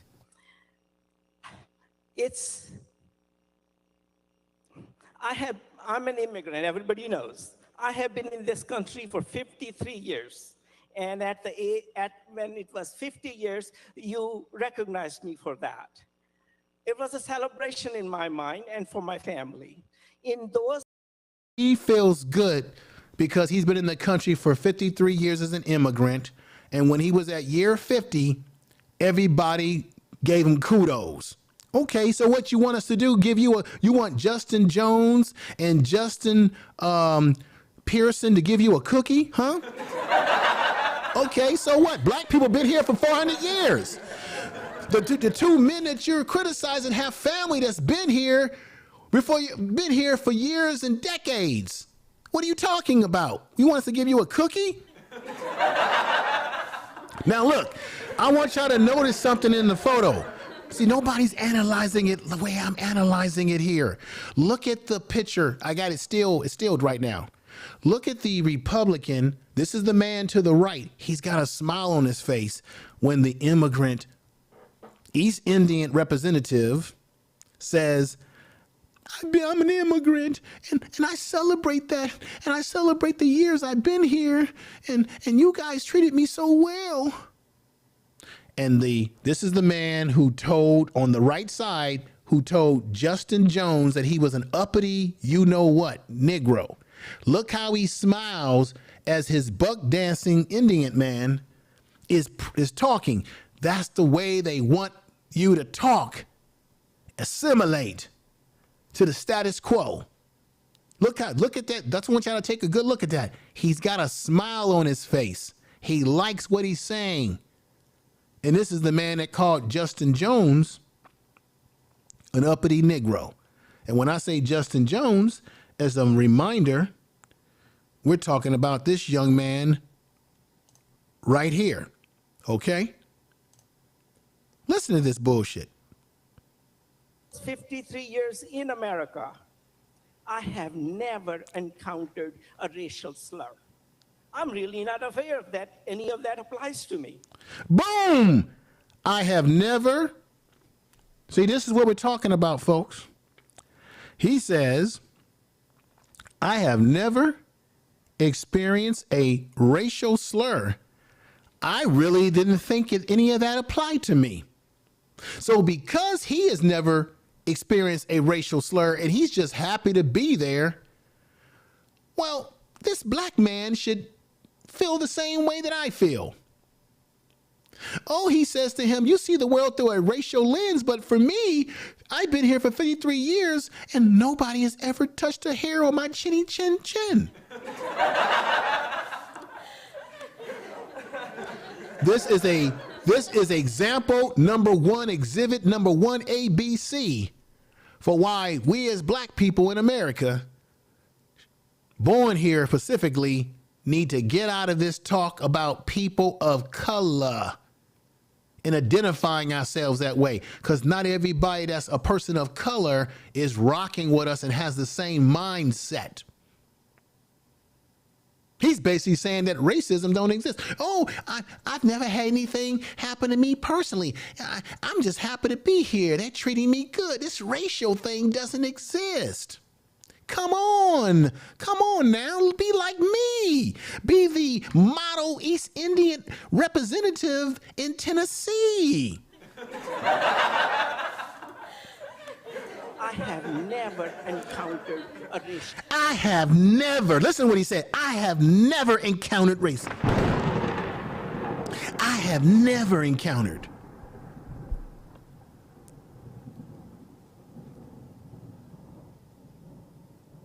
Let's make it very clear. In this country we call America, these other racial groups are not seen as a threat. It is the black man that has been seen as a threat, no matter whether we're getting along to go along or not. We are the ones that have always been targeted. You see, they're not concerned about the East Indian man or any other group because they don't see him as any threat, because they see him as just happy to be there. And they see him as the model immigrant citizen. Slur. I'm really not aware that any of that applies to me. I live a good life. I live a good life. You on tape call me a brown face. Yes, sir, it's on tape. It's on tape. Okay, you can't deny that. Wow, I said it's on tape.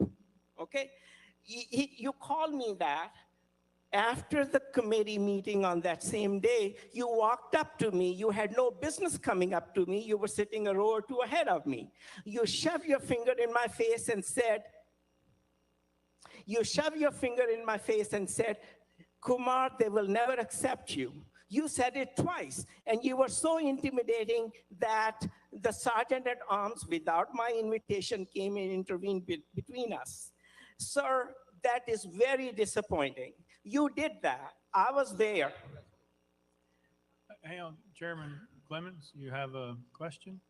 Point of order, Mr. Speaker. Thank you very much. Yeah, thank you for the super chat. Leggies Lady gave me a $5 super chat. She's from the UK.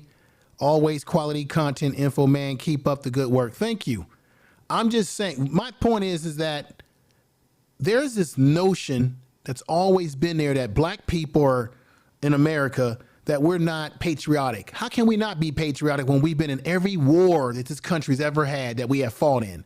There's this idea that we don't see ourselves as that we're not American, that we're not, that we don't celebrate. Black people are we celebrate more than anybody.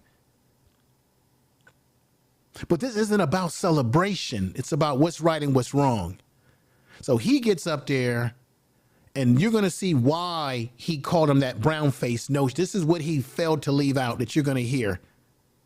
And let's hear that right now. And thank you, everybody in the chat room that's here. B1 for life. I appreciate you, Jill Chocolate Boutique. Keith is in the house. Mike B. Anybody that I missed, I apologize if I missed anybody that came in. Thank you for those super chats again. Thank you for the super Clap chat. to you again. Michael Ross. Guru Speaks, thank you for being here. There's just a lot of great people in the chat room. Bleach Material, I think you're there. I'm seeing you all and I'm appreciating you. We got Empress Goddess is in the house too. I see you as well. But let's play this out. Talking about things that aren't the subject of the resolution. Well, I don't know that he's even telling the truth, but he's definitely not talking about anything that's subject to the resolution. Well, The Mr. events that took place on this floor. Chairman Clemens, I'd be careful about the language that you use because that would impugn his reputation, which we had conversations about a few weeks ago. So I would be careful. You didn't go there, so I appreciate that. We have given latitude to the representative in the well who's made many accusations against me and other members of this House. It's not an accusation. It's not an accusation. You did say it. I played it. It's not an accusation. You did say those words that he's talking about. Matter of fact,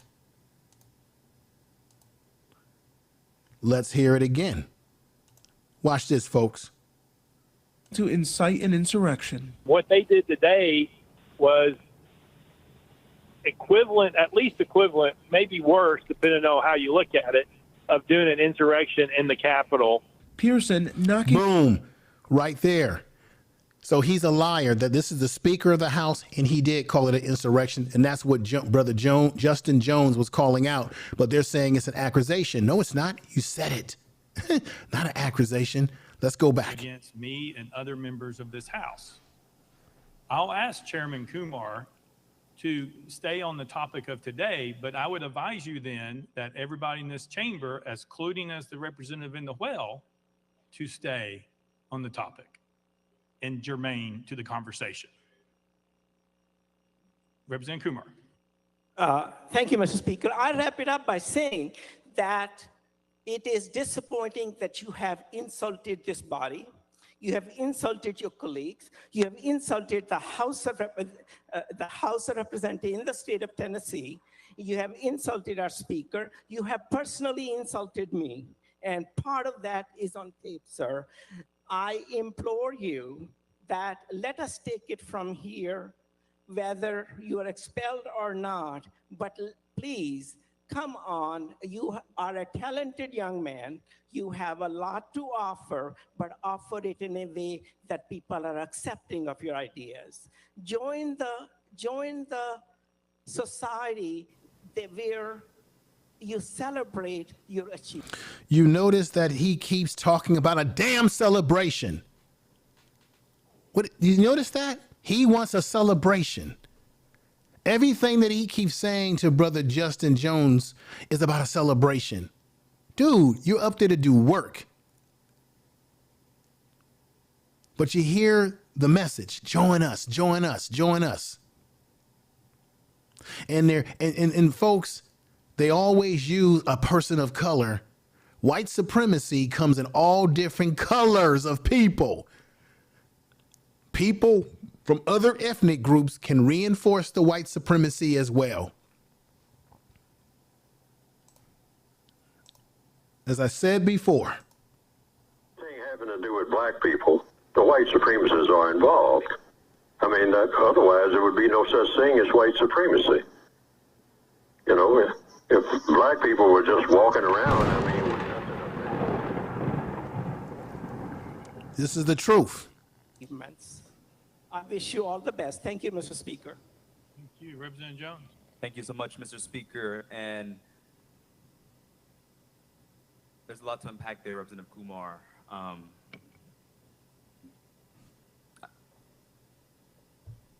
Tell the I don't truth. know where to start, to be honest. I mean, it's sad what you just stated to me, and that's what this is really about. He said, you see everything under the lens of race. When you join this body, you should just become one of us. Just assimilate. That's very disappointing to hear, my friend. And what I told you was what you just exhibited as the only member of their caucus who is not of the Caucasian persuasion. I said that you put a brown face on white supremacy. That's what I stated. All right, Representative Jones, Chairman Clemens, you know that that's out of line if you're moving down Chairman Kumar.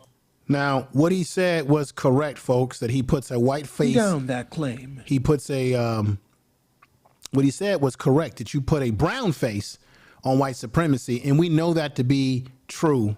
Okay. And of course, the House Speaker, who did say on tape that he thought it was an insurrection, which was a lie. is trying to stop Brother Justin Jones from speaking the truth. Okay? Tell the truth. And I'm going to play this a little bit of this and move it up. To stay on Jermaine. Stay on Jermaine. See, they're trying to get him to. So let's move this up just a little bit.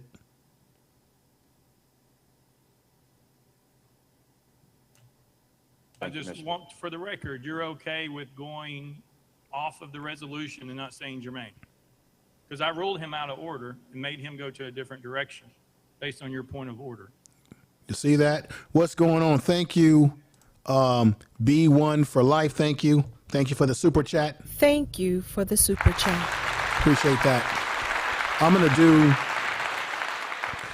gonna do one big giant super chat celebration when I come to conclusion here, but I appreciate that. B1 for life saying powerful breakdown information, man. Yeah, I'm giving y'all the breakdown because I've had time to examine this.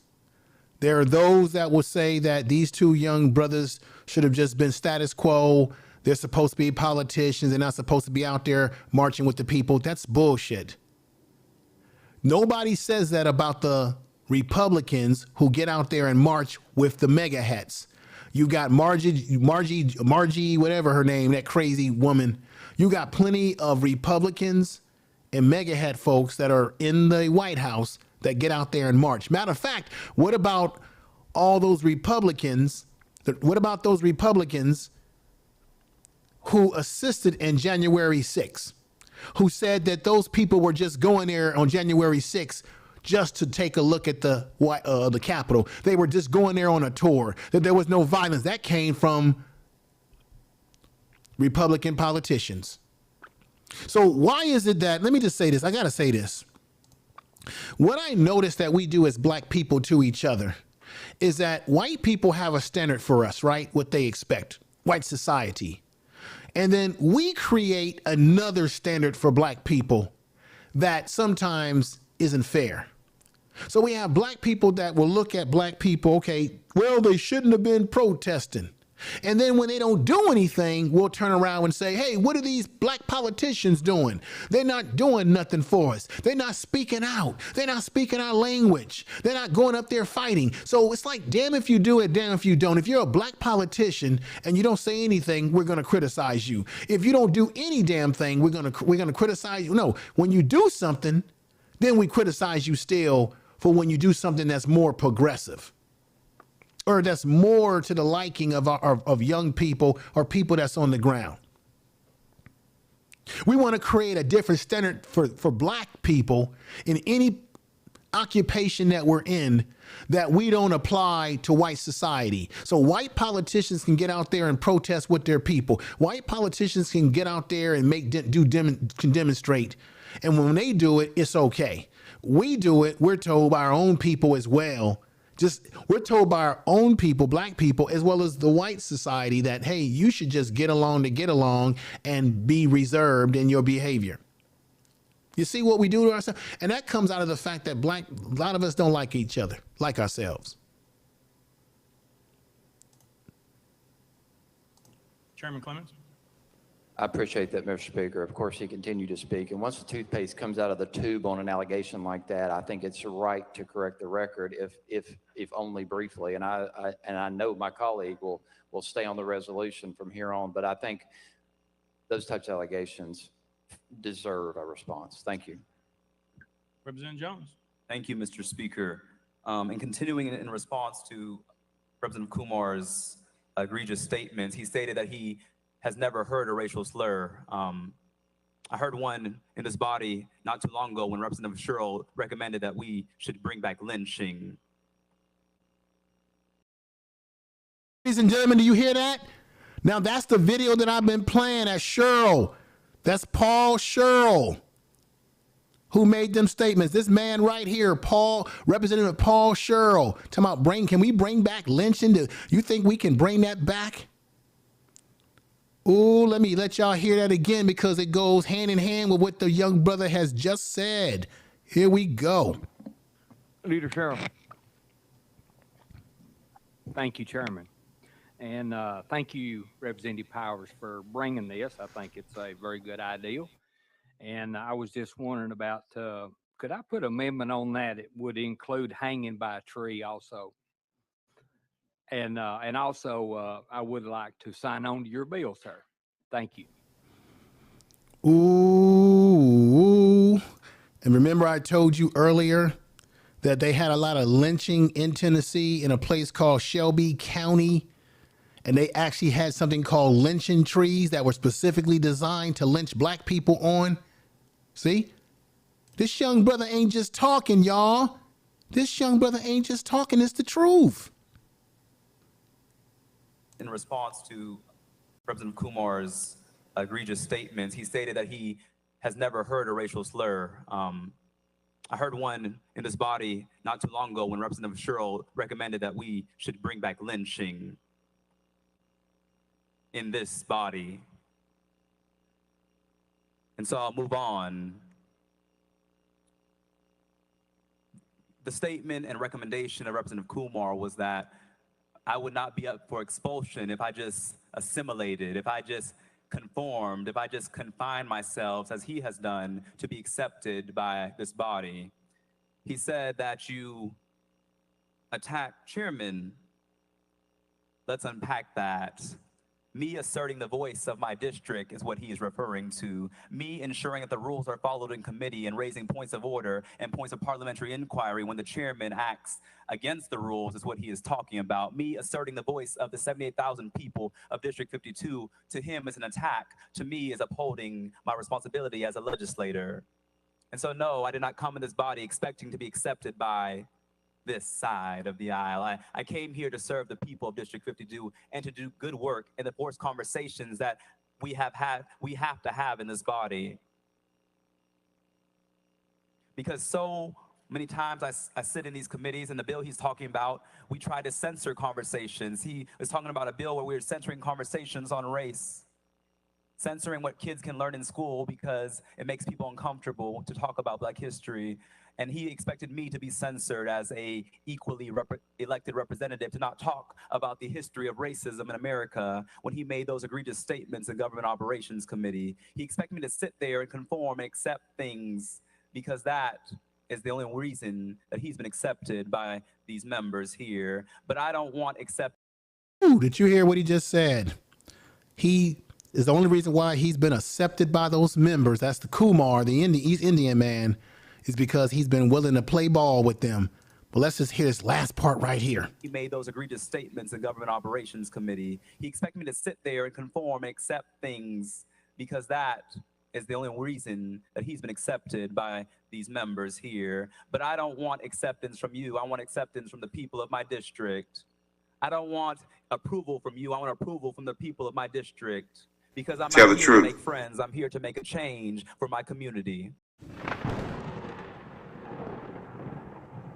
Ladies and gentlemen, woo! He says, I'm not here to make friends. I'm here to make a change for my community. And the only reason why they are accepting of Representative Kumar because he's willing to play ball, lick behind, and buck dance. And it's true because he spent so much time saying, why don't you celebrate? Why don't you celebrate? Yet, check this out. Yet, Brother Pierce, he wanted to celebrate when he got his, when Brother Pierce, he wanted to celebrate by wearing his dashiki when he got sworn in to being a state representative. And what did they do to Brother Pierce? Here's the article that I brought up earlier for those of you who weren't here.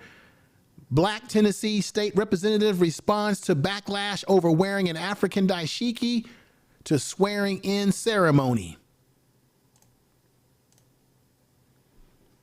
Representative Justin Pearson says a white supremacist has attacked me wearing a dashiki. It should have read dashiki, me wearing a dashiki. Kumar says you should be celebrating. Well, black man was celebrating when he had his swear-in just a few weeks before the whole situation happened with the school. What happened at the tragic situation that happened at the school in Tennessee with the gun violence. And when he came there with his afro and his dashiki to celebrate his moment, they gave him backlash. But Kumar keeps saying, you need to celebrate. You need to celebrate. They just want us to celebrate, y'all. Just celebrate. Be happy to be in the room, but don't push the boat. Very interesting.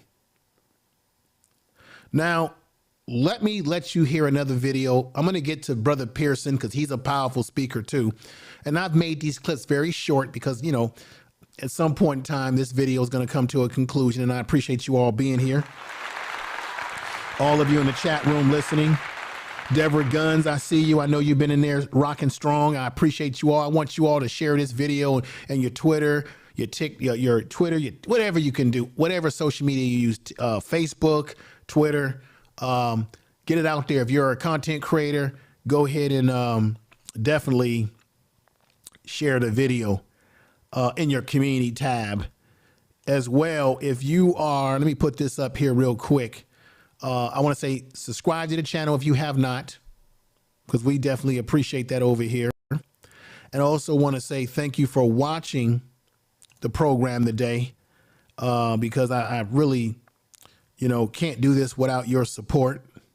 And I want you to like and comment as I put there on the screen, like and comment, and I appreciate that as well. Now, what I want to do is I want to play you this video that's powerful because he's going to call out.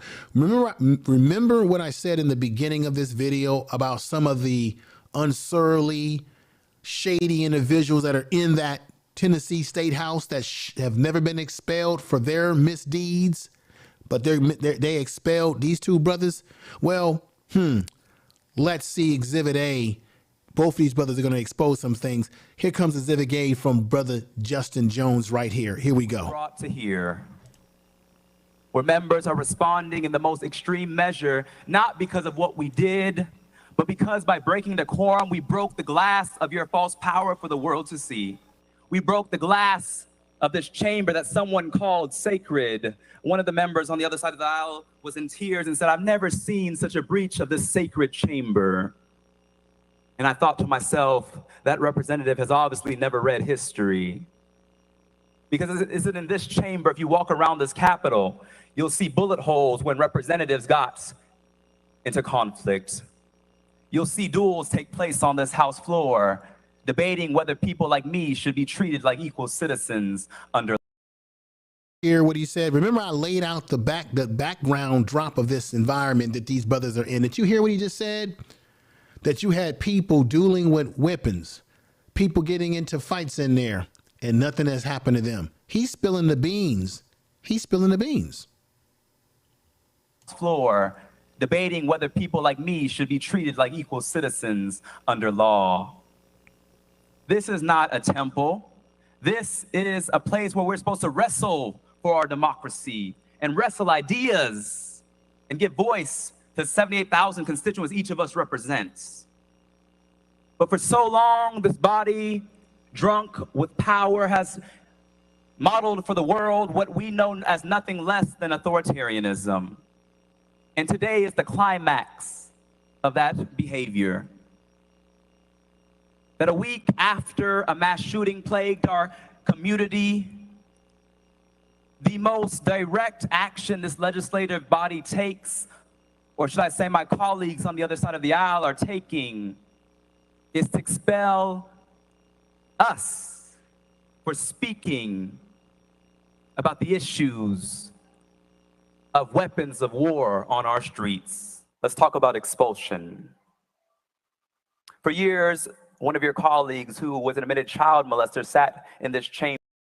Do y'all hear man, this is what I'm talking about. What happened to these brothers in Tennessee in that state house was the highest level of hypocrisy. Listen to this. For years, one of your colleagues who was an admitted child molester sat in this chamber. No expulsion. One member sits in this chamber who was found guilty of domestic violence. No expulsion. Tell the truth. We had a former speaker sit in this chamber who is now under federal investigation. No expulsion. We have a member still under federal investigation. No expulsion.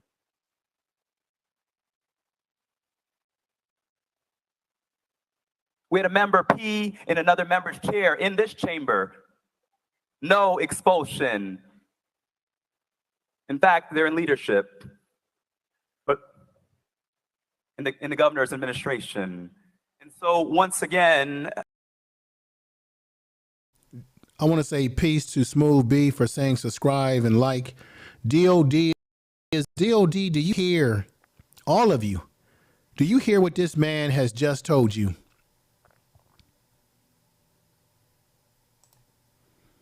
Do you hear what this brother has just said? A member peeing, someone doing things to children, fights, whippings, peeing on people's seats. Do y'all really understand the environment? What's going on, RY? Deborah Guns, Black Anonymous, thank you for sharing the video out in your social media. DMD, DOD, thank you for saying to everybody, smash like the like button and share the live stream. Thank you, DOD. DOD, do you hear? I don't know how much you've caught of the program today, DOD, but I've been going in. And make sure y'all check out DOD's channel. He does black news on his channel. Do you understand? If you can hear, if you understand what this brother is saying, put a 7. It is unbelievable what he is saying, and it's all true. That's the crazy thing about it. It's actually true because they actually never denied that what he said was not true. we had a former speaker sit in this chamber who is now under federal investigation. No expulsion. We have a member still under federal investigation. No expulsion.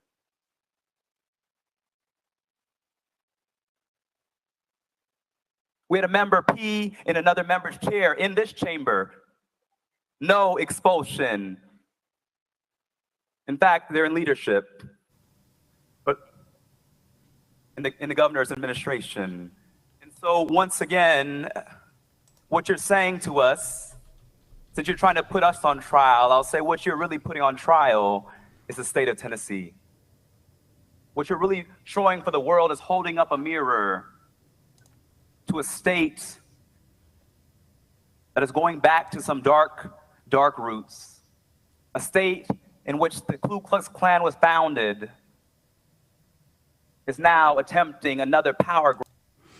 That's right, ladies and gentlemen. The Ku Klux Klan, Ku Klux Klan is their name, should be. The Ku Klux Klan was founded on 1865, 6 Confederate veterans meeting in Pulaski, Tennessee, forming a secret society that we know as the Ku Klux Klan today. That's facts. Grab by silencing the 2 youngest black representatives and one of the only women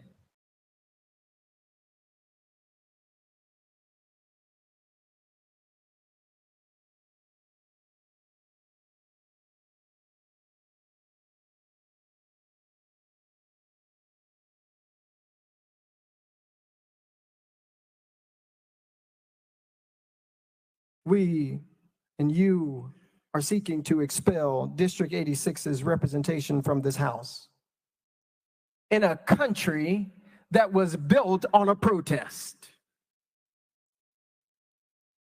In a country that was built on a protest. You who celebrate July 4th, 1776, pop fireworks and eat hot dogs. Pop fireworks and eat hot dogs. He's absolutely right. The country was built on a protest, but mainly built on the backs of black people that were enslaved. Black people are not slaves. We were enslaved. Our ancestors, some of them were enslaved. I know that there were black people that were already here too. But to hear what he just said, man, I tell you. 1976. pop fireworks, and eat hot dogs.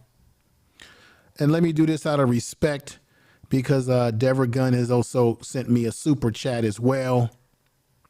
And she puts a $10 super chat. Give me some of that money from the UK. Deborah Gunn says, glad this young brother is exposing this sickness in Tennessee. Great broadcast info. Thank you very much. Thank you for the super chat. And a clap to you. Appreciate that. And anybody that supports the show, I definitely appreciate that very much. Let's see. DOD says this right here. Let me put him up here on the screen. DOD say info. I was a couple minutes behind. Oh, it's okay, brother. I just wanted to, because I put so much into my videos, so I put a lot of details in there, and it creates context for people. When they come into midstream, sometimes people may not know how certain things connect, but I know that, brother, that you are astute at picking up these sort of things because you do a great job on your channel as well. So thank you. We got the Holocaust in here saying that this is an example of the jails have more FBA ADOS, our crimes are penalized more harsh. FBA or FBA Holocaust survivor us. Yeah. I appreciate you coming over. Mike B, everybody in the chat room, you're all doing a great job today. Let's finish this out here. You say to protest is wrong because you spoke out of turn, because you spoke up for people who are marginalized. You spoke up for children who won't ever be able to speak again. You spoke up for parents who don't want to live in fear. You spoke up for Larry Thorne, who was murdered by gun violence. You spoke up for people that we don't want to care about.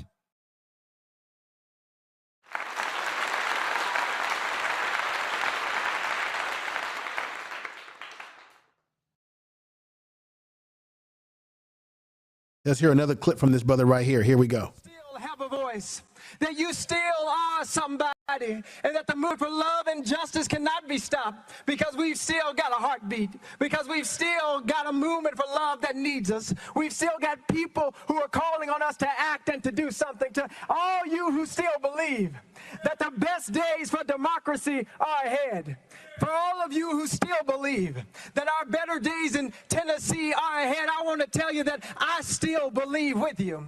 And how is it that even now amidst persecution, on this Holy Week, after my own brother Justin Jones, Representative Jones, gets expelled from the House, is it that we still have hope and faith and belief in the democracy of Tennessee, faith and hope in the belief in the democracy of the United States of America? How is it that you still have hope, you descendant of enslaved people? How is it that you still have hope? Well, it's because even from the bottom of slave ships, my people didn't quit. Even in cotton fields and rice fields, my people didn't quit. Even when they were whipped and chained and told they had no name, my people didn't quit. Even when they incarcerated us, locked us up for a crack cocaine epidemic created by President Ronald Reagan under war in South America, my even talks about how the crack cocaine that they put in some of our communities, and how Ronald Reagan and how they use the crack cocaine as the drug money and pump that stuff into that is a fact, because the CIA came to South Central LA with Maxine Waters, y'all remember, many years ago, and admitted that much. And Oliver North, who should have went in prison, Ronald Reagan, who should have been in prison for all of these things too. But they can get away with it. Why? Because it's white politics. It's white politics. Black people need to understand, including these young brothers, that you're in a game that's rigged and designed not for you. It's designed for them and their benefit, which is why they were able to expel you for things that are not even at the level of their own white colleagues who have done worse things that you all called out and were not expelled. You see? People didn't quit, even when they defunded our schools, separated us and called us colored and white, even when they put us on lynching trees in the state of Tennessee, specifically in Shelby County.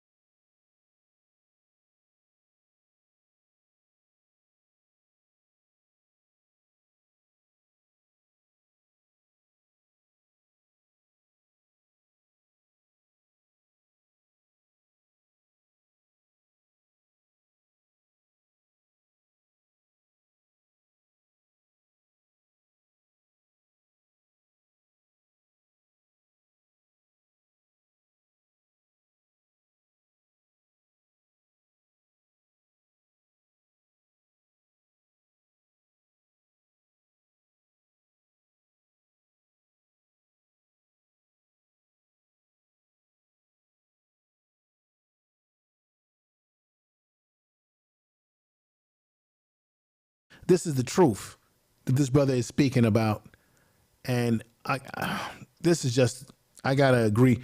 This is why I was saying to you when he said Shelby County, because my mic was off. I'm sorry about that. Shelby County was the lynching tree. And I has the quote on here of Billie Holiday and her song. Lynching trees were legitimate in Tennessee, where they would do harm to black people. And this is why any black person on social media saying that black people do not deserve reparations, have lineage here, that anybody talking like that, they a damn fool. And you have to look at yourself and ask yourself, why are you listening to a black person who would dare say something like that? When you look at all our history in this country, we need more than a damn reconciliation. We need more than a handshake and a hug. We need reparations. Every other group that's been done wrong in this country has been given a reparation. While you watch Negroes rally around a white girl, Pearly Things, who already said that she don't believe in reparations, also made very disparaging statements about our history being exaggerated. You have to ask yourself, are those the type of people that you want to either associate with and continue listening to when these are what we would call the house Negroes, the sellouts, the Sambos and Gumbos that were the same Sambos and Gumbos that were getting in the way of black people in those fields trying to fight for freedom? We got those kind of individuals running around here on YouTube. And these people get a lot of views telling you a bunch of garbage 24/7 a day. It's unbelievable to me. My people didn't quit. Even now, as our own brothers and sisters lay to rest because of the failure of people in positions of power to do something. Because people are refusing to pass just laws to end the epidemic of gun violence in the state of Tennessee. Now, let's hear one more time Justin Jones, who said, hey, you might get me out of this body, but I'm going to be out there with the people still protesting, still fighting for what's right. Listen. My prayer to you is that even if you expel me, that you still act to address the crisis of mass shootings. Because if I'm expelled from here, I'll be back out there with the people every week demanding that you act. If you expel me, I'll continue to show up because this issue is too important. I talked to too many students and mothers in tears this week who said, thank you for doing something, colleague.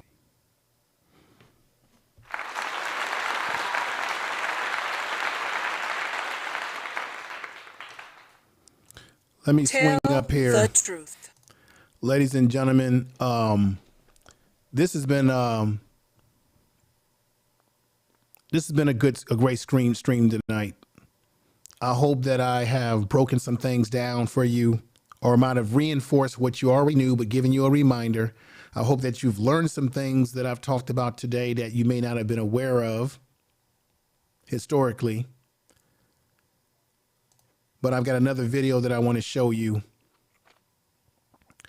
And I like Brother Pierce, who you see down below to the left side. I like him as well because he's not afraid to say what needs to be said as well. Let's hear him right here, ladies and gentlemen. Can you tell me a little bit about what's going through your mind right now? Just want to bring out. Yeah. Right now, we are still determined to end the gun violence that is plaguing our communities. We are still determined to speak up and to fight on anyhow. Yeah. This is undemocratic. This is wrong. This is the perpetuation of patriarchy and white supremacy. This is what we knew we were up against. And the people in Memphis and Shelby County still want change, and so we're going to continue to still demand change. Are you going for the same position again? Are you going to try to... We are definitely going to run for this position again and serve in this state legislature because the people sent us here. The people brought us here, not white supremacy majority Republicans. If you're the appointee by the Shelby County Commission, will you accept? I don't know if you all picked this out. There's a sister she's very attractive too. She has her hair in locks. And I don't know if she's like an assistant for him, or I got a feeling that this might be his wife, because she looks like she's got a wedding ring on. But here's a black man who is intelligent, fierce, and he also has his black woman on his arm. While we got Negroes on YouTube talking about, oh, black men, leave the black woman. You can't work with her. Looks like this brother's got him a woman that's definitely working with him. And I just want y'all to know that if you notice, as he's talking, I want you to notice the body language of the woman in the blue shirt. She's got the mask on.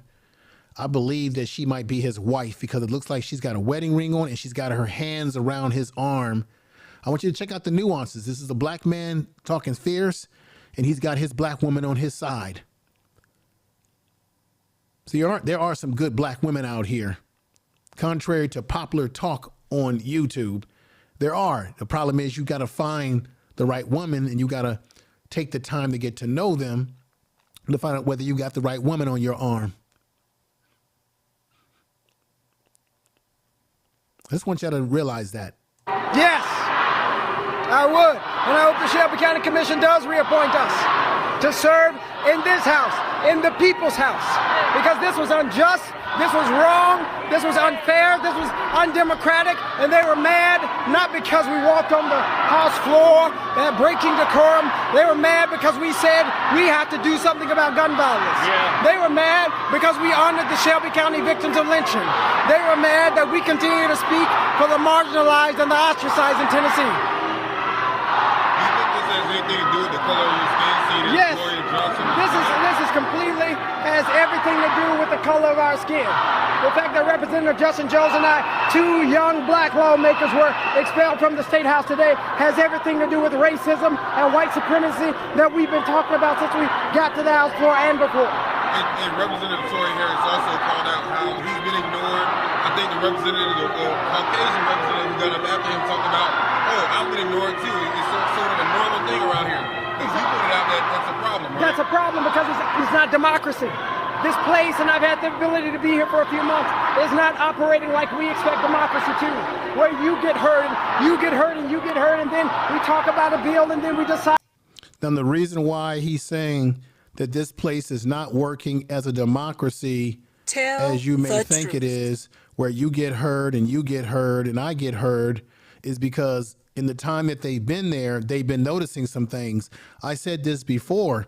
These brothers have gotten cut off committees. They were not appointed to committees, and when they were put on committees, they were shut down, not allowed to talk, and in some cases, they were removed by the speaker.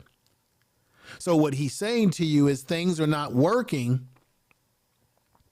democratically, and this is why we as black people have to be more analytical before we jump out the window and try to crucify and criticize these two young brothers without understanding the environment that they're in.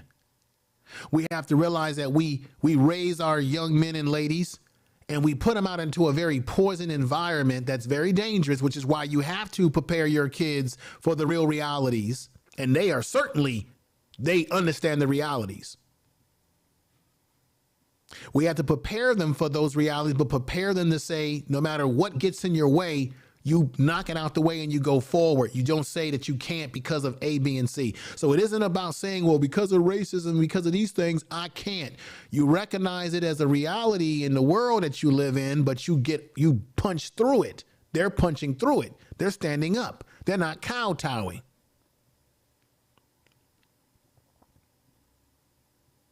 These type of brothers need to be respected, not the rappers. Not these ratchet rappers out here, not the ratchet entertainers that we spend all our time promoting and pushing.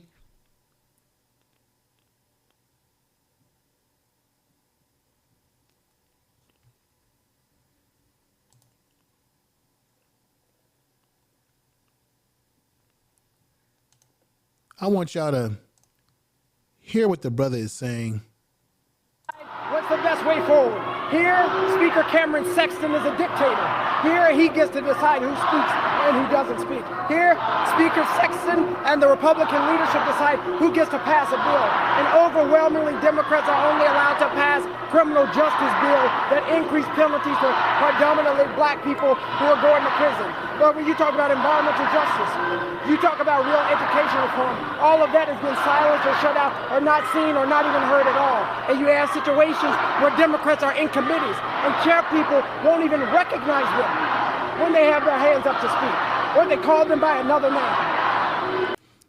You hear what he said, that when they raise their hands to speak in committees, that these white supremacists in that Tennessee Statehouse won't recognize them raising their hands to ask the question or call to question in their parliamentary procedures. They won't do it. That's what he's exposed. They're being exposed, folks. That's what you have to see here, that they are exposed. And this ain't the only state government that's run like this. This is happening all over this country, particularly in these southern states in particular, but not only exclusive to southern states. The racism that's within this institution is part of the reason that it is crumbling and part of the reason why our democracy is under attack in this state. And it is only going to take people power. It is only going to be people who are consistently connected to the issues of what is happening in Shelby County and in Memphis and in Nashville and in the state of Tennessee who are going to change this.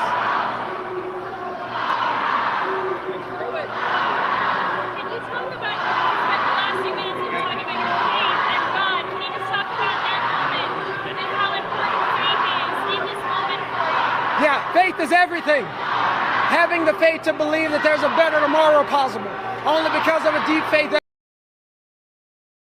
The good-looking sister he got by his side.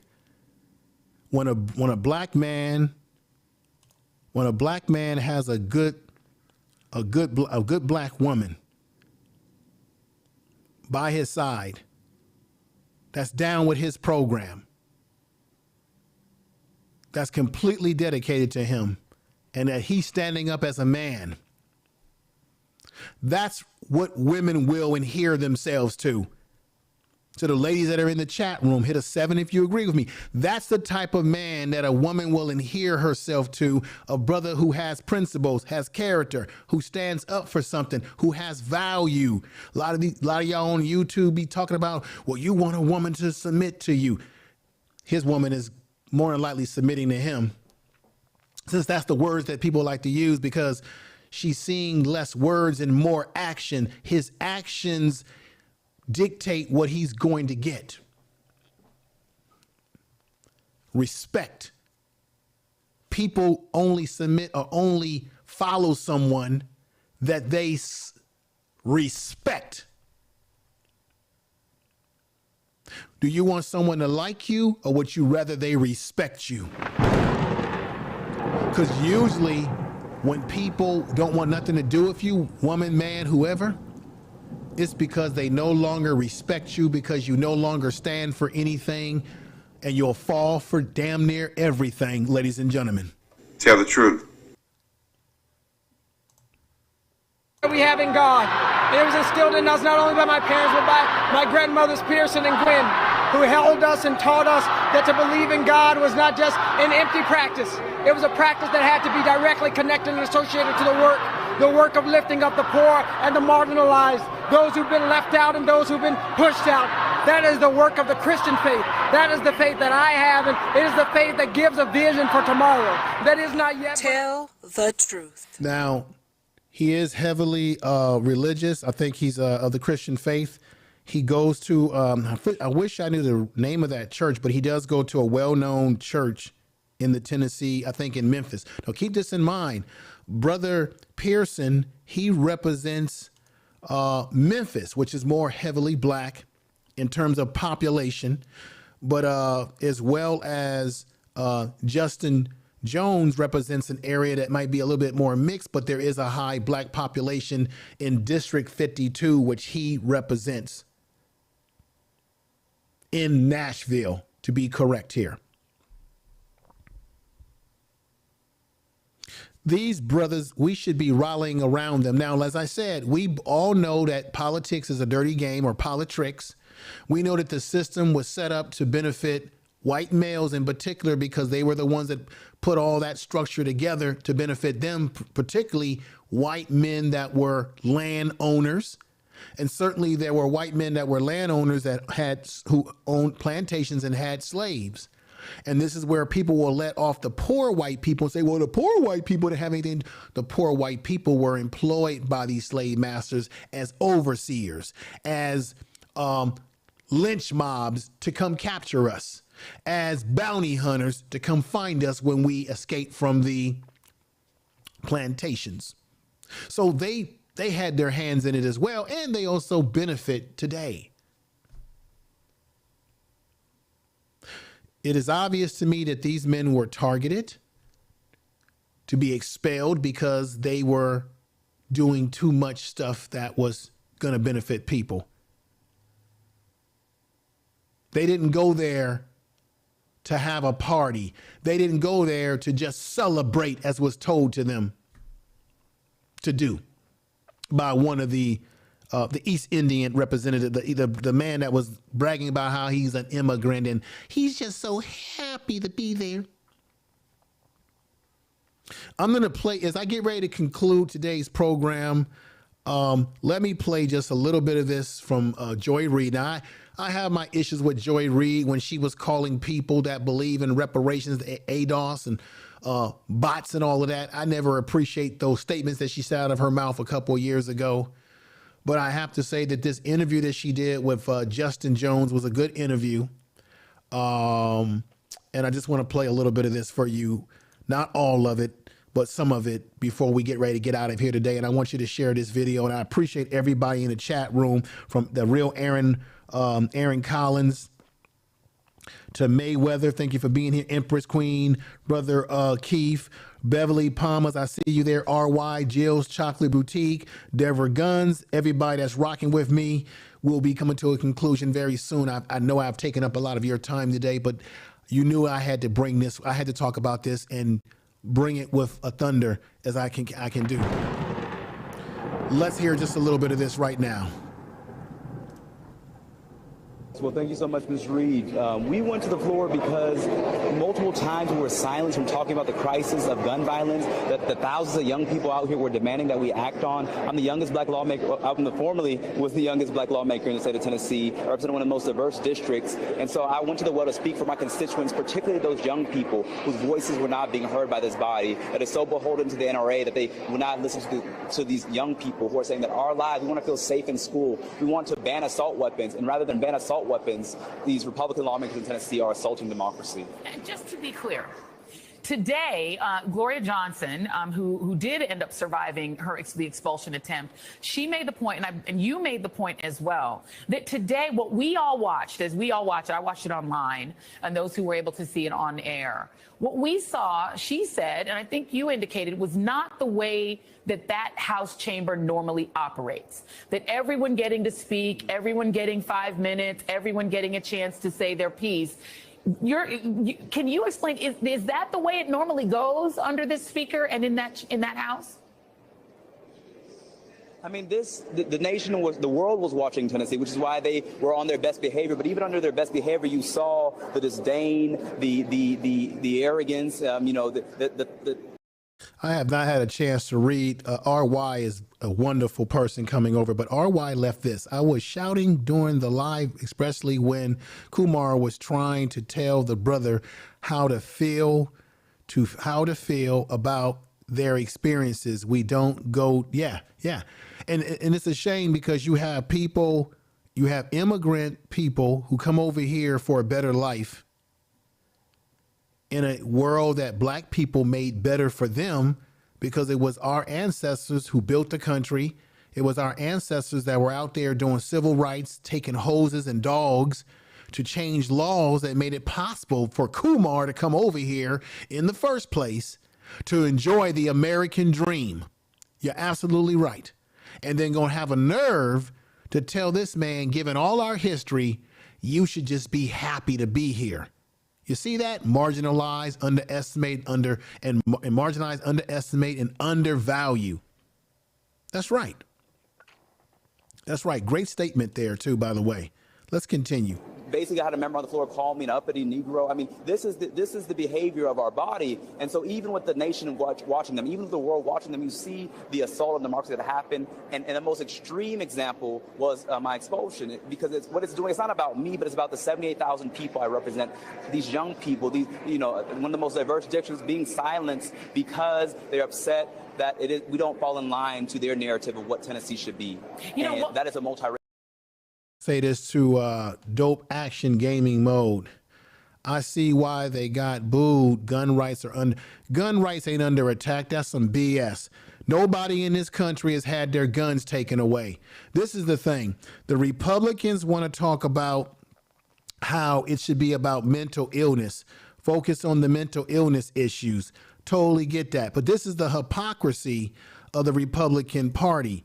They come up with no policies to stop mentally ill people from getting guns. So if the Republican Party want to say that the real issue is mental illness and not the guns, because it's not guns that delete people, it's people that delete people. But people wouldn't be able to delete anybody if they didn't have a semi-automatic weapon to do so. And it's getting in the hands of mentally ill. So where is the Republican Party to introduce a bill, introduce legislation, introduce policies to make it more difficult for mentally ill people to get their hands on a weapon? Because every time this situation happens, especially when it's a white person, they'll always say they were mentally ill, but then they got the gun legally, even though Republicans will say, well, you can still get a gun illegally. Only criminals who commit criminal enterprise crimes get guns the illegal way. Most of these mass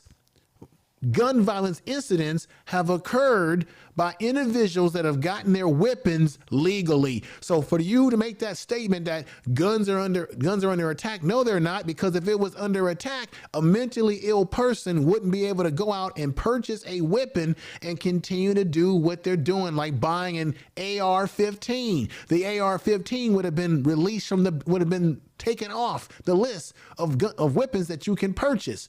The NRA has the strongest lobby in this country, and that's why there hasn't been any real gun reform. Yeah, you got a couple of gun reform laws in certain states, but overall, nobody is stopping anybody from getting weapons. The United States is weaponized more than any other country. We take out lives more than any country in this world. You have countries where they have weapons, but their citizens are not going out taking people out like this. So this whole narrative about, guns are under attack. Guns are not under no damn attack.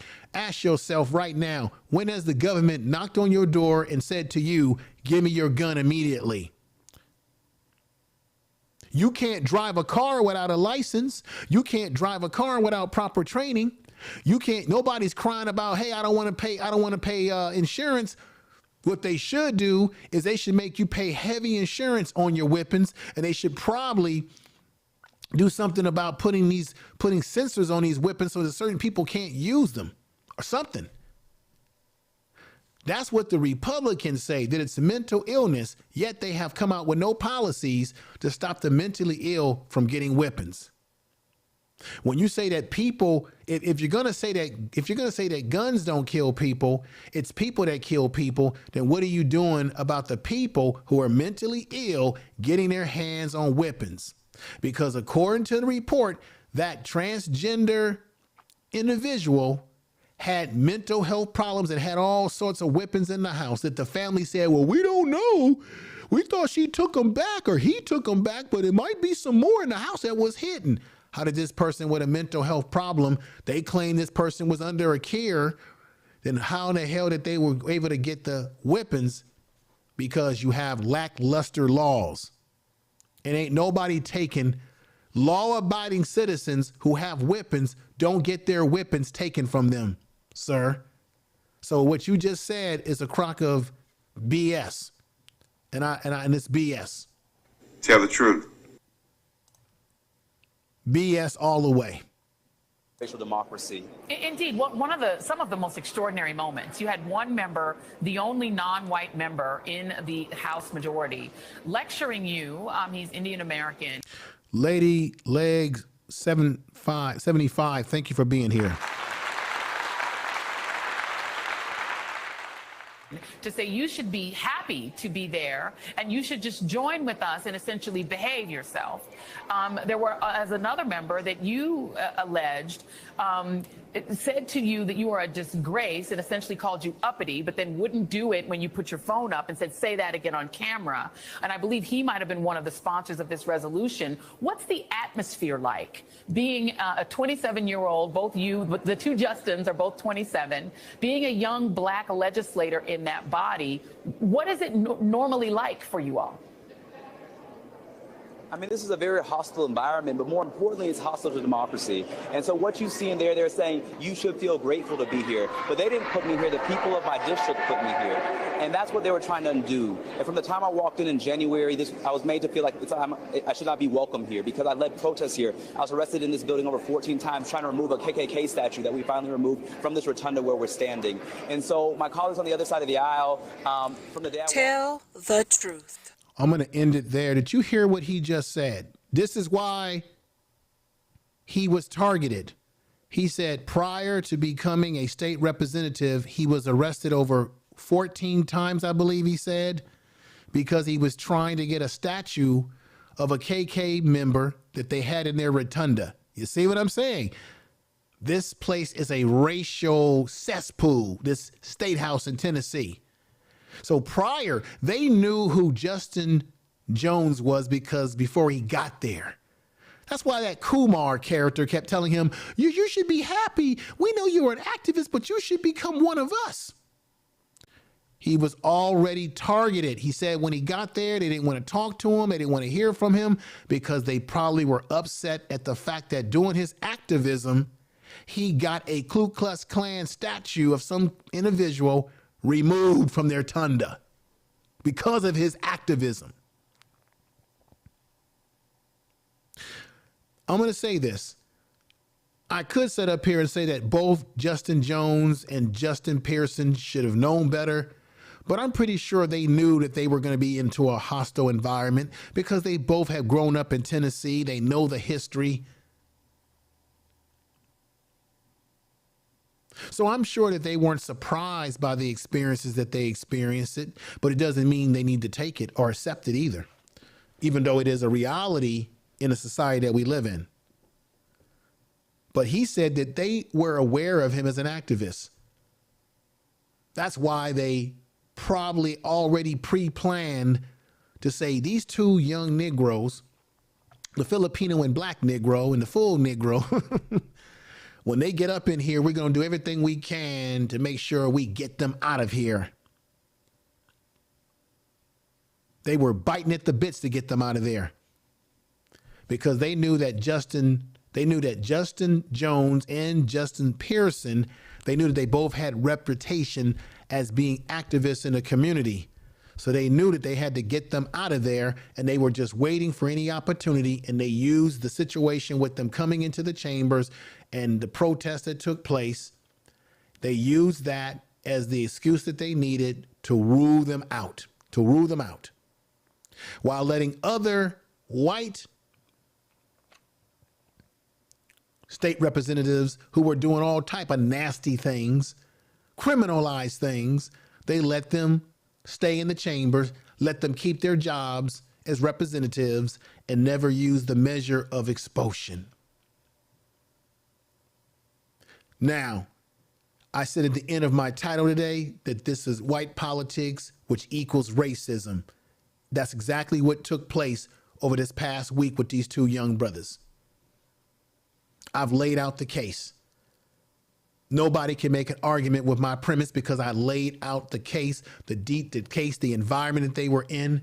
They already walked into a racial environment and a racial state that has a history of this.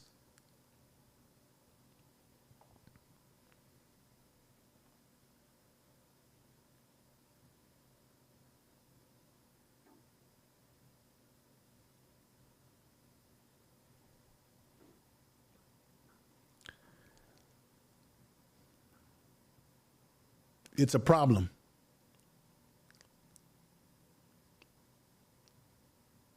Now, I know that the Second Amendment right gives us all the right to bear arms legally. And I'm not saying that law and that right should be stripped away of people. But I'm saying people that are using these guns inappropriately, who fall under this label of mentally ill, because that's what they always say, there should at least be some type of policy put in law to figure out a better way to make sure that people who have mental health problems don't get their hands on weapons legally, because these people, as I said before, they're not getting their weapons from the underground. They're getting them legally. The paperwork, receipts have come to be legal means. That's got to be stopped.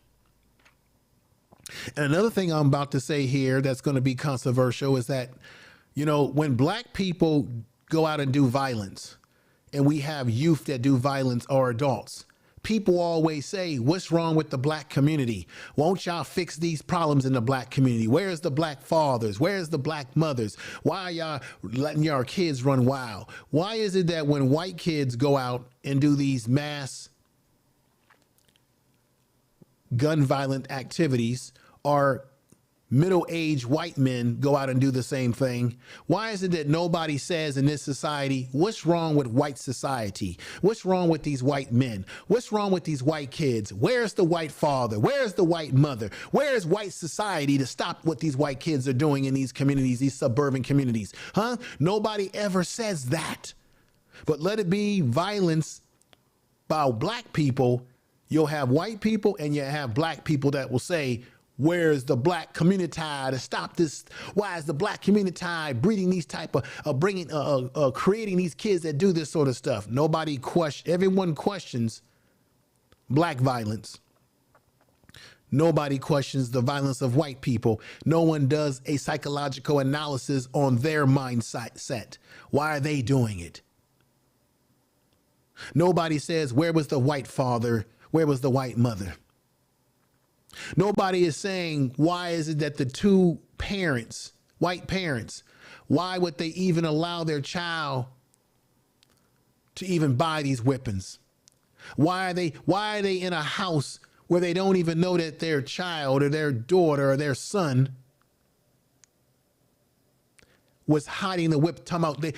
They must have hid the weapons in our house. Why is it that you don't know what's in your house? It's just like what happened in Columbine, when those white kids were making all type of weapons in the garage, and the family members ain't even checking what they're doing. What are you doing down there, Johnny? Oh, I'm just making a skateboard, while you hear them down there drilling and making all type of and drilling and using all kind of tools, and you don't go down there to see, oh, they're making pipe bombs. But black youth, black people, we do something that's reckless, and now there's a whole pathology and psychology to examine why we're doing negative things. And a whole society will examine what's wrong with the black community. But nobody examines what's wrong with the white community that's producing white men and young people that are going into schools and doing these type of activities where they're harming people, whether it be what happened in Las Vegas, Columbine, all these things that are happening in Florida. Nobody examines what's going on with white America's psyche. Why are they raising kids that go out and do these things? But they'll ask the black man and black woman what's wrong with our kids when they do mischief behavior. I want y'all to really grasp what I'm saying to you about the psychology of that. And ask yourself, why is that? Because in America, we are culturally conditioned to see white as superior, black as inferior. And there's a manifestation of that cultural conditioning. We'll underestimate, undervalue, and marginalize black people and put white people on a pedestal. As I said before, if you're white, you're right. If you're black, get back. If you're brown, stick around. If you're yellow, you're mellow.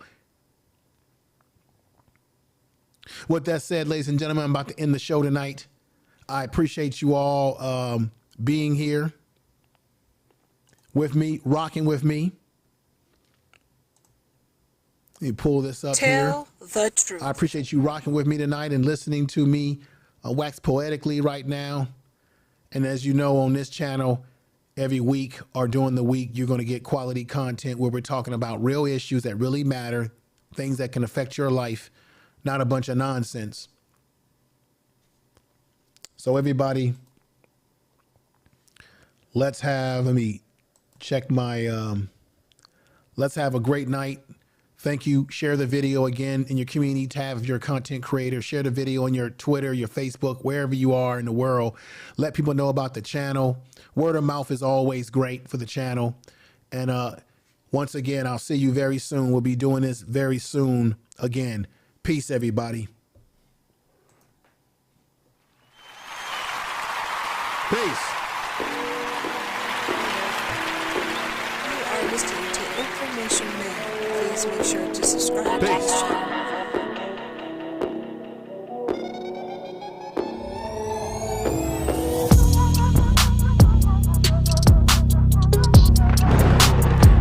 You've been listening to the Information Man Show.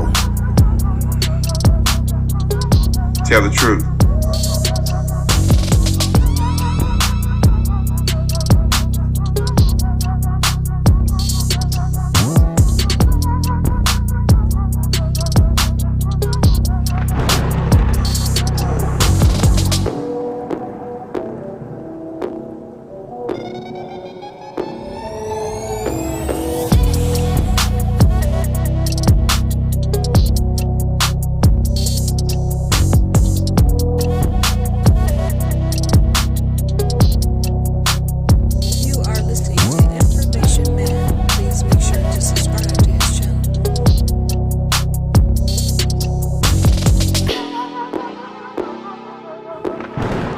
Tell the truth.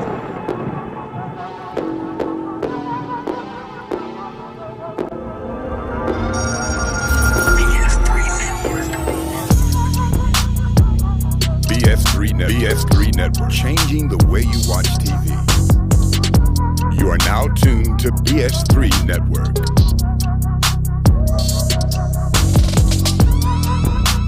BS3 Network, changing the way you listen to podcasts.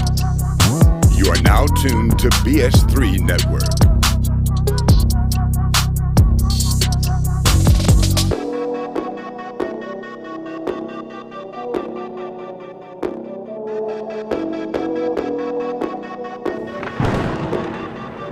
Tell the truth.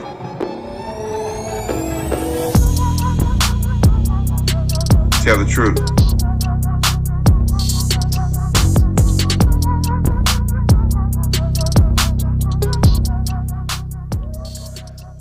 I want to give a little respect to the doctor. Thank you again for another super chat, $30 super chat. Thank you, Information Man, for bringing us here tonight. Your message, articulate and delivered, was heartfelt. I learned. Good night. Good night to you, brother. But let me do this. This is what I forgot to do, ladies and gentlemen. I forgot to give you my super chat celebration. So let's Let's do that. I forgot to do that. And this is for everyone that super chatted me today, which I really appreciate that. Thank you for the super chat. And here we go. Thank you for the super chat. Time to run it up. I wake up. Yeah. I wake up. Flex. Thumb down now. Check. No drip this. Wet. Time to run it up. No sleep, no rest. Might crash, might wreck. But first I stretch. Time to run it up. I wake up. Flex. Thumb down now. Check. No drip this. Wet. Time to run it up. No sleep, no rest. Might crash, might wreck. But first I stretch. Time to run it up. 9 out of 10 roll through my hands. I'm by my lonely. Turned to a savage. Now my baby wants to hold me. I love my fans. Don't need no friends. I got my homies. Thought I could trust you, I find out you tried to zone me. I'm number one up on that court, I'm Nick McGrady. The first one in, the last one out, can't call me lazy. Put in my hours, send the invoice and they pay me. I need 6 rings like MJ and Tom Brady. I wake up, flex, thumb down now, check.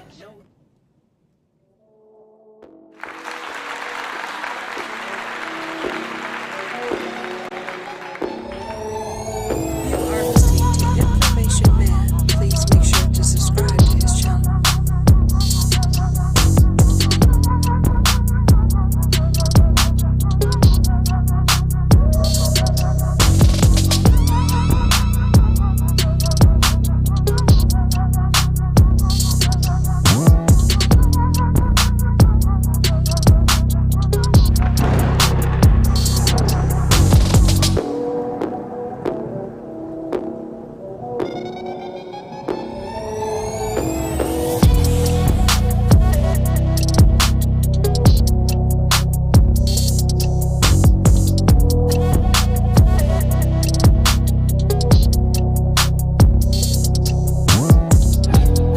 Tell the truth.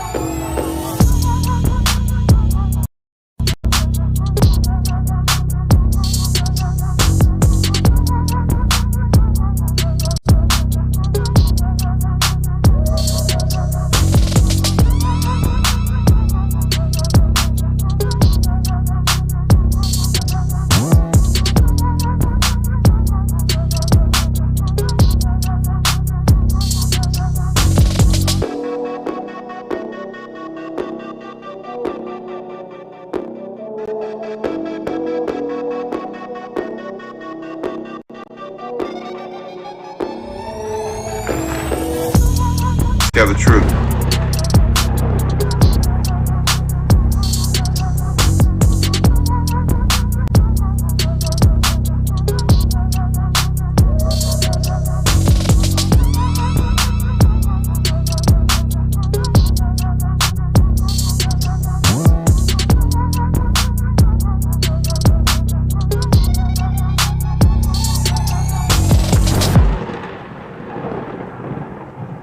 Tell the truth.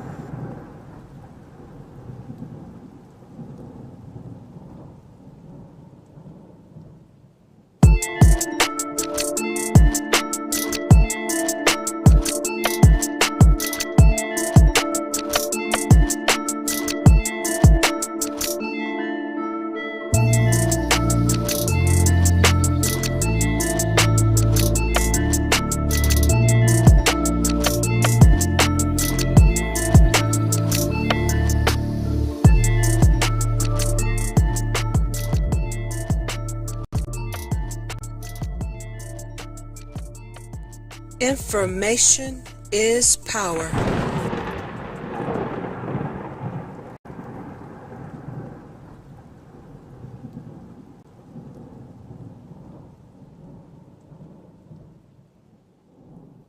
Tell the truth.